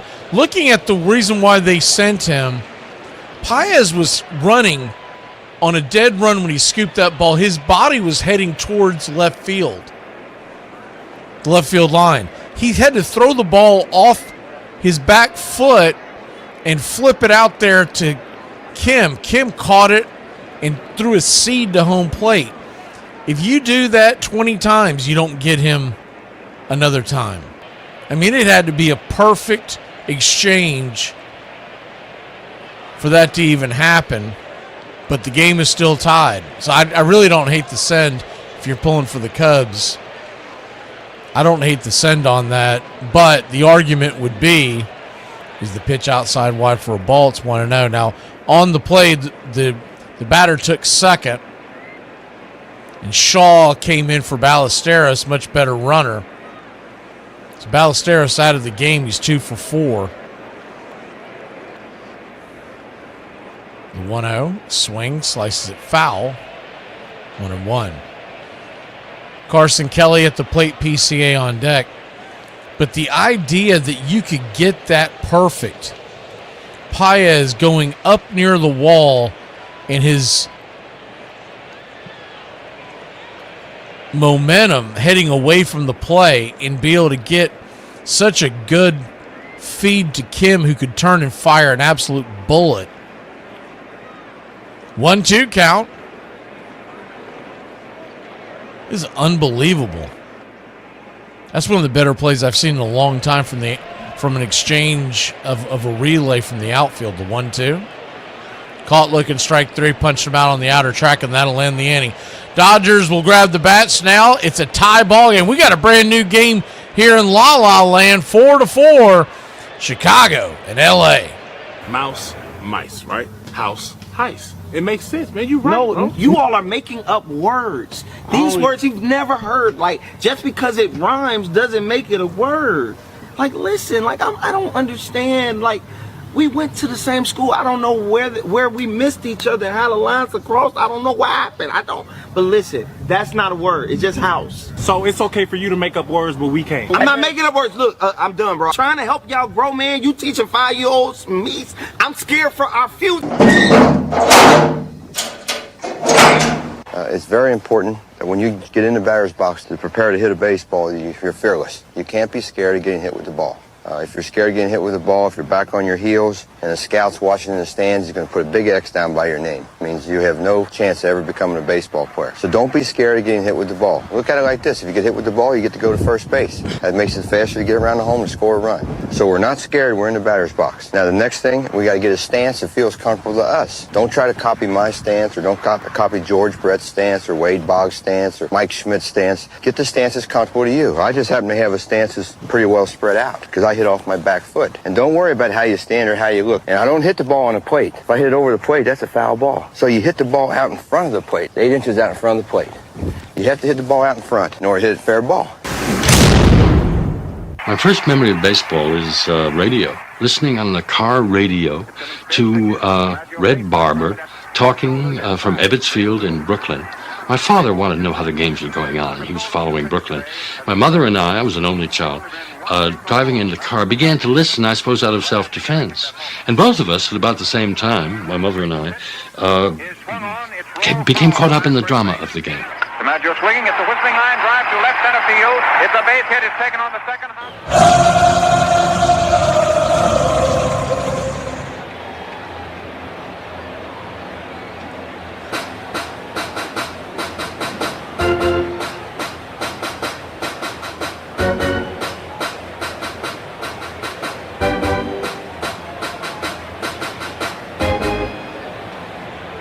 Freddie Freeman, the batter, to lead off for the Dodgers, bottom of the 8th. Lefty-lefty matchup. Drops a curveball in there for a strike. It's 1-0. The 1-0.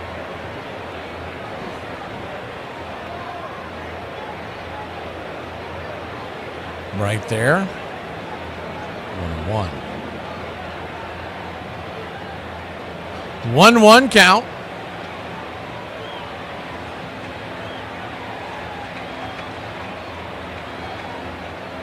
Kicks and grips. Swing and a miss.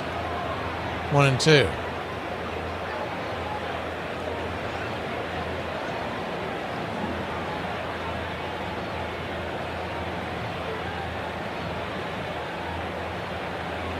The 1-2.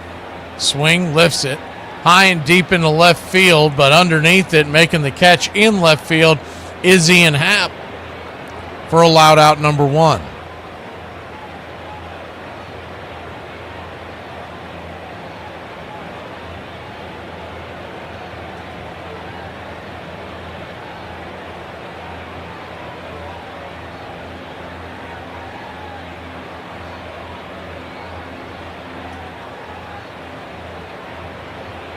One up, one down, and Will Smith, the batter lefty-righty matchup. First pitch. Bender off the plate. It's 1-0.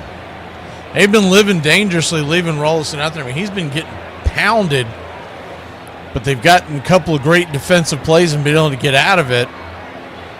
Is the 1-0. Swing. Pops it back foul. 1-1. But the usage of the bullpen for the Cubs, from what I was reading pregame, they've been used quite a bit, so that's probably why they're going this route. Just kind of hoping for the best. The 1-1. Bender outside wide, ball 2-1. 2-1 count. That argument, I didn't get a chance to complete that thought a second ago. When they threw the runner out at the plate, the Cubs, and it was going to take a perfect play, but the argument would have been you were hitting Trina pretty well, and you would have had second and third and one out with the go-ahead run at third. But you could totally understand the send if you're watching, you're following along, and you see Paez grab that ball heading towards left field. And he kind of had to flip it sidearm, almost Bernie Kosar style, to Kim, who had to catch it perfectly and turn and fire an absolute seed from deep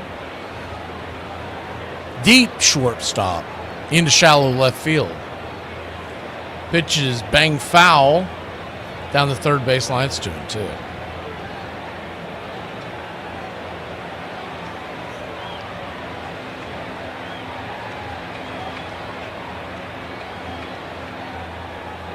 The 2-2 pitch, swing, lifts it high and deep into right field.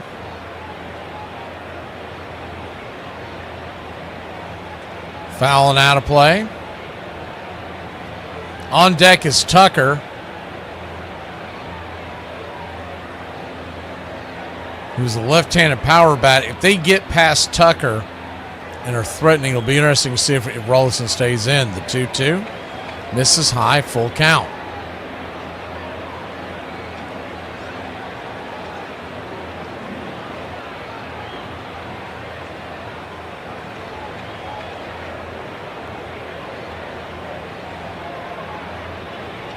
Payoff pitch, fouls it back. A little bit of a hanger that he just missed timing up.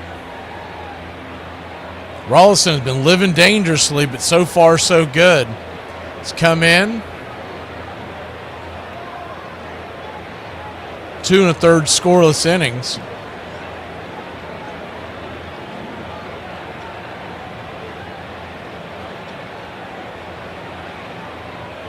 Payoff pitch, swing, pops it up high in the sky, right field. Suzuki's underneath it, and there's 2 away. 2 down, and Kyle Tucker coming to the plate.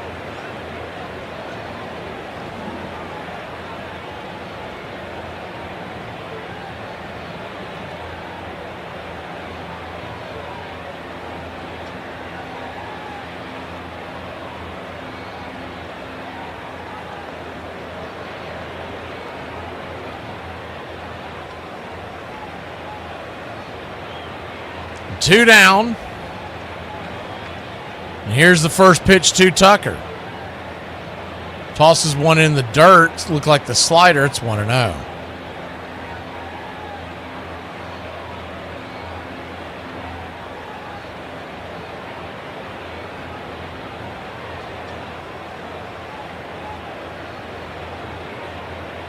The 1-0. Inside. Just misses. Actually, that hit the zone, but the Cubs aren't challenging it. It's 2-0.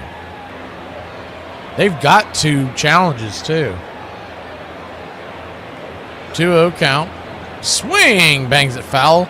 First base dugout, 2-1.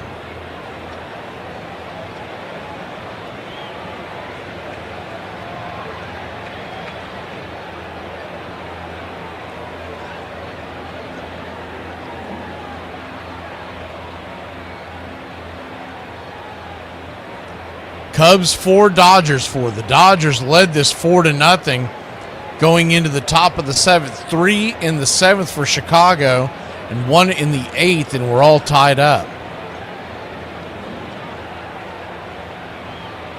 The 2-1. Swing pops it up. Can of corn. Who wants it? Carson Kelly calling everybody off. He'll make the catch. F2, and we go to the 9th inning. Knotted up at 4 here in La La Land. PCA leads it off for the Cubbies when we return. It's a matrix of like finding a woman. You only get to pick 2. So you've got the triangle. You've got hot at the top. Yep. You've got sane, and then you've got single. Yeah. Okay. You only get to pick 2. Okay. So basically, if she's hot and she's sane, then she's definitely not single. If she's hot and she's single, she's definitely not sane. I agree with this. This is the best matrix I've ever seen. And if she's sane and she's single, but she's definitely not hot. I'll get to the bottom of this. Yeah. All right. Well, what was the name on the order? Spider-Man. That's very clever. Yeah. Ask him how it's possible for him to talk to you through a cut phone wire. How is it possible for you to talk to me through a cut phone? Holy. Dennis is Spider-Man. No one is Spider-Man. Dad? Yep. It's my birthday. Happy birthday. You got anything to say? What? Yeah, I said it already. It's happy birthday. What do you want? Well, okay. Am I getting any gifts? I don't know. That's Mom's department, not mine. Do I at least get the day off? Nobody gets a day off on their birthday. You gotta work. You get the day off when you're My birthday's on Christmas. Everybody gets the day off. Including you. Including me, yeah. Look, so wait, so you don't know if I got any gifts. Okay, let's talk about not what you're getting. Let's talk about what you're not getting. You're not getting kicked out of the house. You don't gotta turn in your cell phone. You don't gotta start paying for your own car insurance today. Let's be thankful of what's not happening to you. And move along. Happy birthday. What an 18th, am I right? Yep. The road may come to an end here, Gehrig wrote his wife. Seems like our backs are to the wall, but there usually comes a way out. Where and what, I know not. For the past 2 weeks, you've been reading about a bad break. That I might have been given a bad break, but I've got an awful lot to live for. You're listening to Braves Country Radio with Mac McGee, the classic call of Braves Country Baseball. Welcome back. 4-4 your score, top of the 9th inning. Cubbies and Dodgers.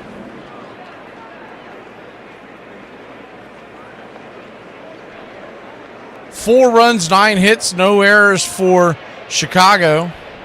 4 runs, 6 hits, no errors for Los Angeles.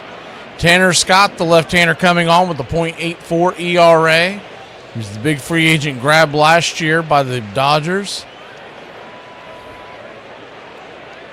Off to a good start this year. First pitch on the way. Drifts it inside for a ball. It's 1-0. He'll face PCA, Dansby Swanson, and Nico Horner. If anybody gets on, Michael Bush. 1-0. Swing and a miss. 1-1.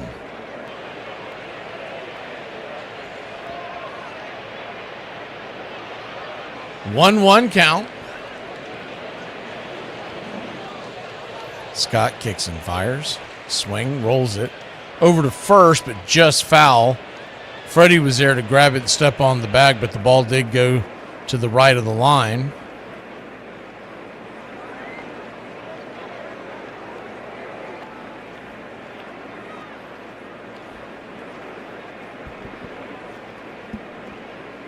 The 1-2.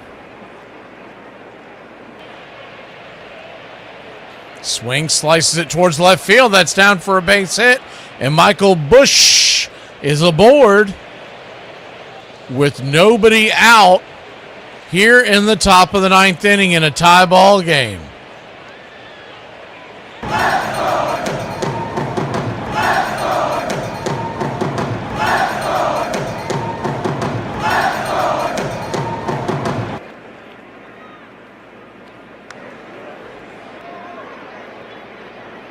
Dansby Swanson, who had a 2 RBI triple his last time up.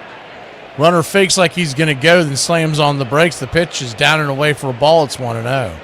Probably would have been a pretty good pitch to run on, honestly.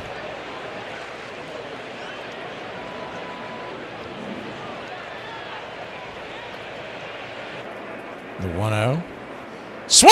that ball is belted high and deep. Going back on the track. Zip, boom, bam, it's gone. Ram-a-lamma, ding-dong, a 2-run shot. Dansby Swanson, helter-skelter, has given the Chicago Cubs a 2-run lead here in the top of the 9th inning. A mighty smack over the track.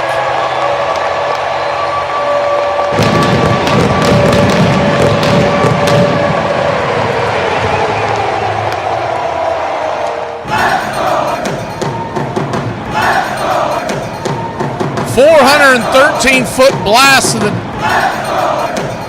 Cubs have come back to lead it 6-4.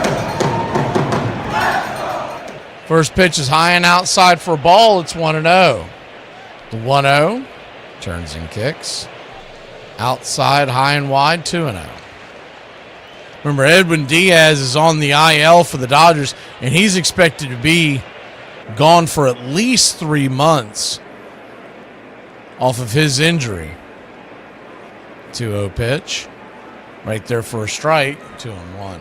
So Scott has assumed the closing duties. But he was a closer for the Marlins as the 2-1 pitch swing smoked into the corner. That ball's just foul.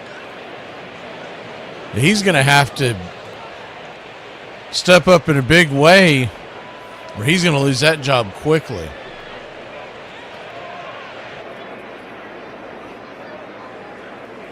You look at other guys that are down in that bullpen. I mean, the heir apparent is Scott. He's got the most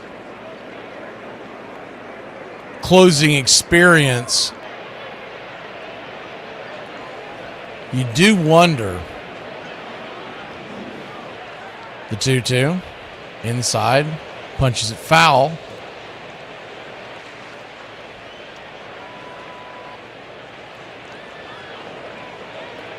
You wonder how much longer they're going to let Sasaki be in the rotation. I mean, this guy's sitting in with a 6.11 ERA, and he was pretty good in the bullpen for the Dodgers last year.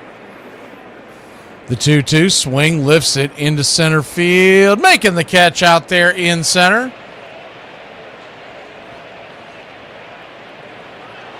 For out number 1 is Andy Paez. Michael Busch comes to the plate, 2 for 4 on the day.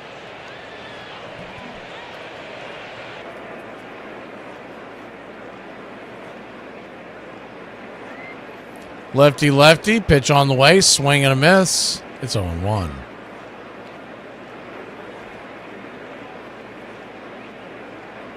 The 0-1. Brings it high and inside, spins him around. 1-1. 1-1 count. Dodgers once led this game 4-0.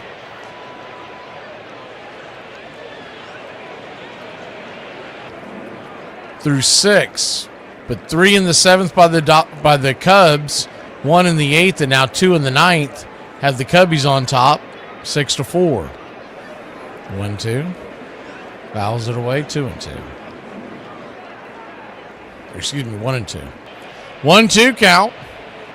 Second game of our doubleheader. The 1-2 pitch, swing, bangs it down the first base line.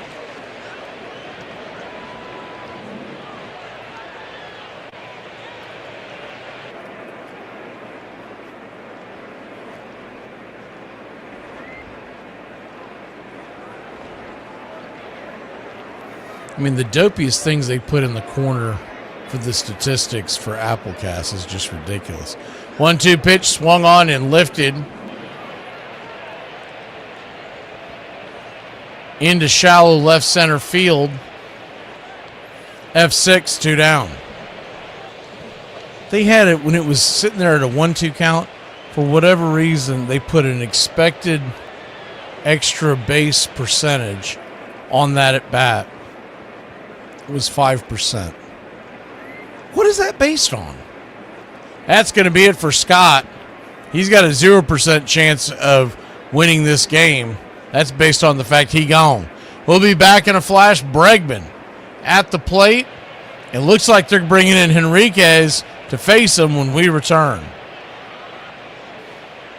What's your type? 6 foot, money, Mexican, well-mannered.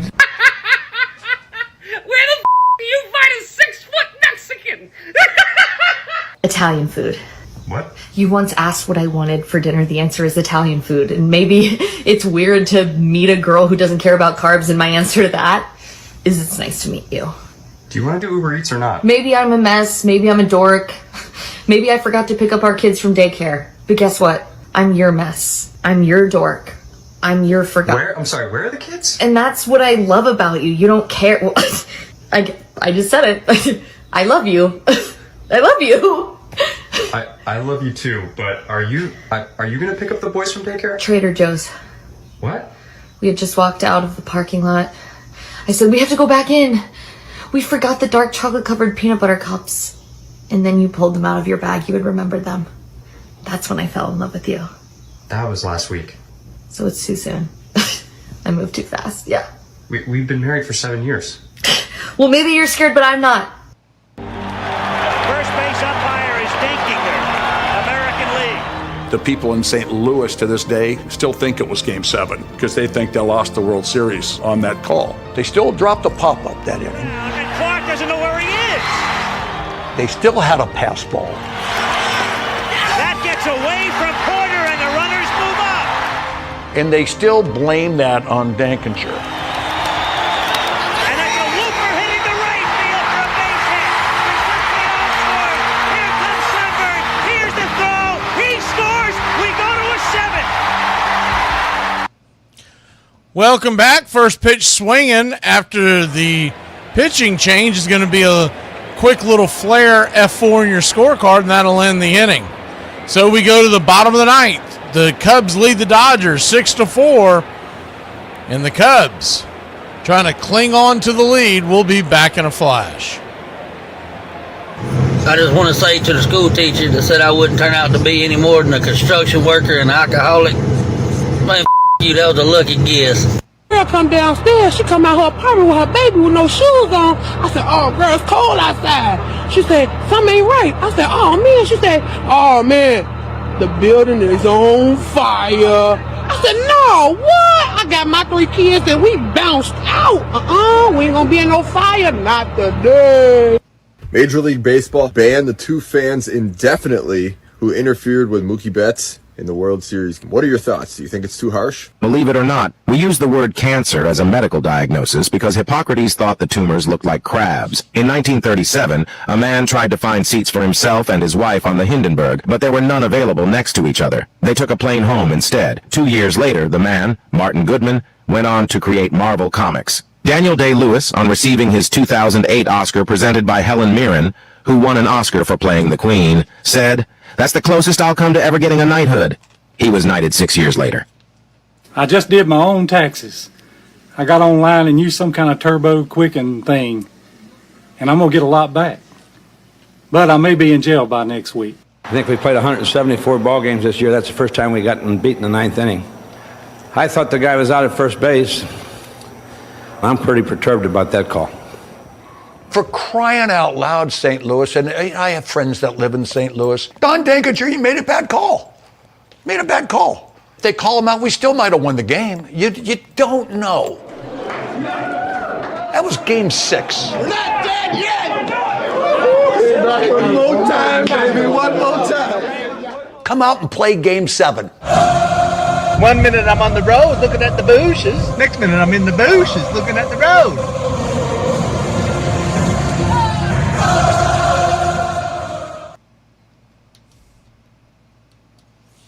Welcome back.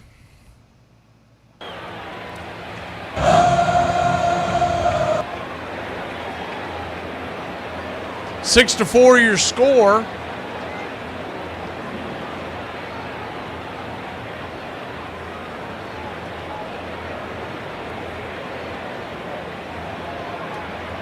Righty-righty matchup to start off the 9th inning as Teoscar Hernandez set to face Corbin Martin. Martin, 3 innings so far, a 0.00 ERA. Pitch misses high and out of the zone. It's 1-0. The 1-0 swing fouls it straight back, 4-seam fastball. 1-1. It was funny. When they first came, I'm telling you, when Shohei would come onto the screen, it was almost scary. Who the hell is this? 1-1, check swing, went around. He did, 1-2.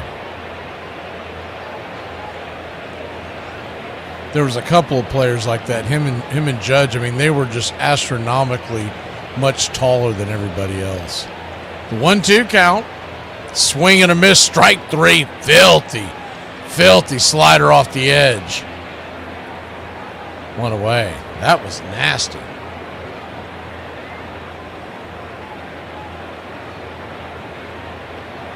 Someone was asking about the closing situation for these teams. Well, both teams the closers are on the IL. Now, Palencia is not expected to be gone as long as Diaz. Edwin Diaz from the Mets free agency came over to the Dodgers with a 3-year deal, and he's gone as the first pitch is right there for a strike to Max Muncy. It's 0-1. Supposedly for about 3 months or so, loose bodies in his elbow. All I know about that is the 0-1 pitch, swing and a miss. It's 0-2. Everybody that's been gone because of loose bodies in the elbow, they rarely are back when they say they're going to be back. That's number 1. And number 2, when they do come back, they're nowhere near as good before they left. The 0-2 swing, lifts it into center field, drifting back on the track, making the running catch. It's PCA. He'll bang up against the wall gently, and it's 2 down. So Martin trying to close the game out. Palencia, I don't believe, is supposed to be out particularly long. He was struggling a bit, but he's got good stuff when he comes back. The thing I was reading the other day was that they were expecting it to be a fairly short stint on the IL. First pitch off the edge to Paez, misses for a ball. It's 1-0.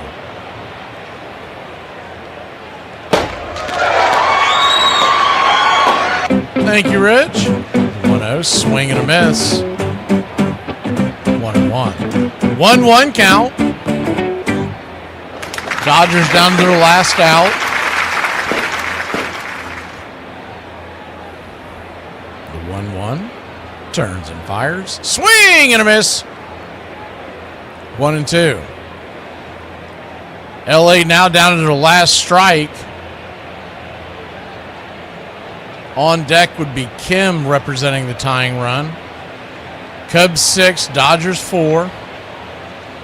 The 1-2. Paez, by the way, hitting .337 on the year.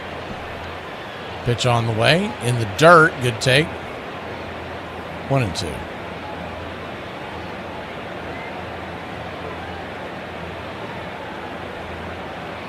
Looks like they've got a pinch hitter on deck. I'm trying to make out who that is. I can't see his number. The 2-2. Swing, chops it foul, do it again.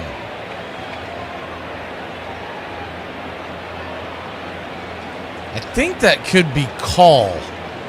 It's either that or it's you know what? I bet it's Dalton rushing. I bet that's rushing on deck. And he's been red hot, so this is a big at bat. The 2-2. Down and in, full count.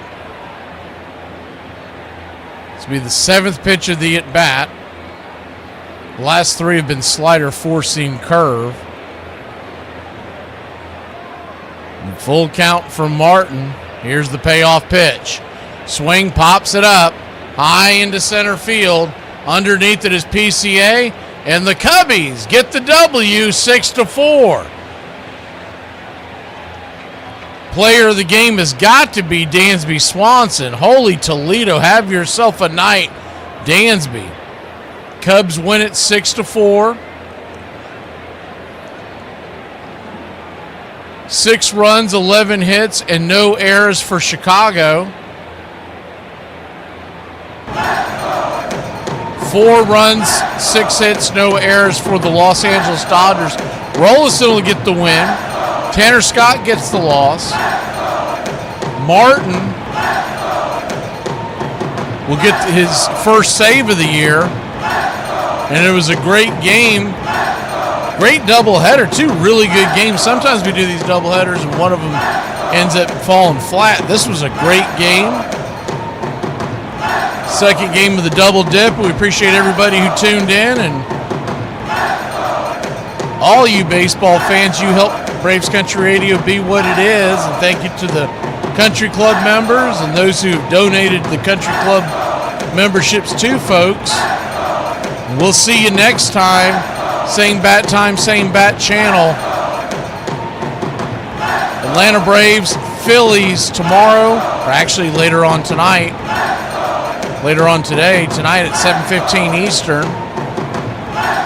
Braves and Phillies, 1:35 on Sunday. We're coming on the air 6:45 on Saturday, 1 p.m. on Sunday.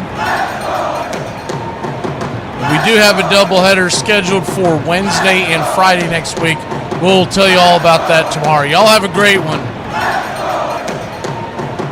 6-4, Cubbies win it. Heck of a game in Los Angeles.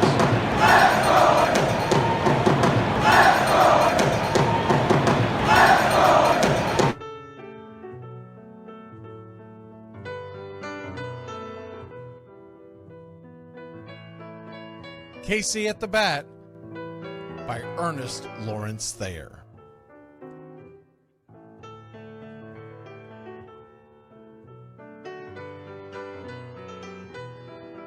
The outlook wasn't brilliant for the Mudville Nine that day. The score stood 4-2, but with 1 inning more to play. And when Cooney died at first and Barrows did the same, a pall-like silence fell upon the patrons of the game. A straggling few got up to go in deep despair. The rest clung to the hope which springs eternal in the human breast. They thought, if only Casey could but get a whack at that, we'd put up even money now with Casey at the bat. But Flynn preceded Casey, as did Jimmy Blake, and the former was a hoodoo while the latter was a cake. So upon that stricken multitude grim melancholy sat, for there seemed but little chance of Casey getting to the bat. But Flynn let drive a single, to the wonderment of all, and Blake, the much despised, tore the cover off the ball. And when the dust had lifted and men saw what had occurred, there was Jimmy safe at second and Flynn a hugging third. Then from 5,000 throats and more rose a lusty yell. It rumbled through the valley, it rattled in the dell. It pounded on the mountain and recoiled upon the flat, for Casey, mighty Casey, was advancing to the bat. There was ease in Casey's manner as he stepped into his place. There was pride in Casey's bearing, and a smile lit Casey's face. And when responding to the cheers, he lightly doffed his hat. No stranger in the crowd could doubt 'twas Casey at the bat. 10,000 eyes were on him as he rubbed his hands with dirt. 5,000 tongues applauded when he wiped them on his shirt. Then while the writhing pitcher ground the ball into his hip, defiance flashed in Casey's eye, a sneer cooled Casey's lip. And now the leather-covered sphere came hurtling through the air, and Casey stood a-watching it in a haughty grandeur there. Closed by the sturdy batsman, the ball unheeded sped. That ain't my style, said Casey. Strike one, the umpire said. From the benches black with people, there went up a muffled roar, like the beating of a storm waves on a stern and distant shore.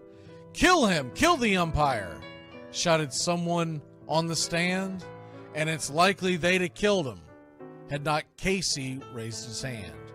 With the smile of Christian charity, great Casey's visage shone. He stilled the rising tumult. He bade the game go on. He signaled to the pitcher, and once more the dun sphere flew. But Casey ignored it, and the umpire said, "Strike two!" "Fraud!" cried the maddened thousands, and echoed answered, "Fraud!"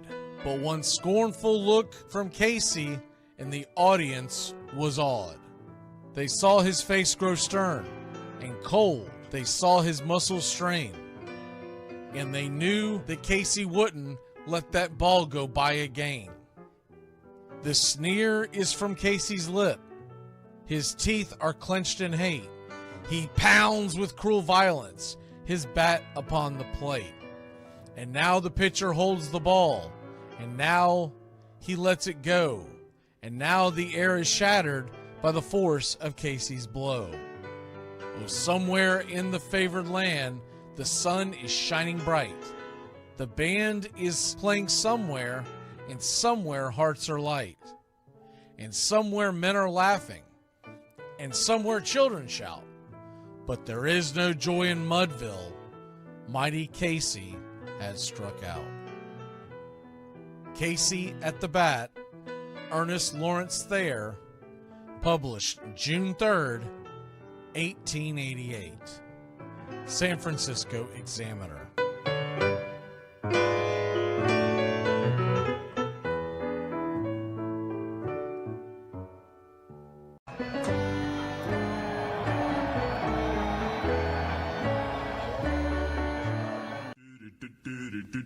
Goodbye, sweetheart. Well, it's time to go. We're back tomorrow with another show. Well, unless we're fired, we'll talk to you then. Goodbye, sweetheart. Goodbye. Goodbye. Guys and gals, it's time to go. We'll see you on the next show. Same bat time, same bat channel. It's closing time, y'all. You don't have to go home, but you can't stay here. Have a great one. On your way out, please like and subscribe. And don't forget to tip your favorite bartender. We'll see you. I'm Mac McGee, signing off for Braves Country Radio.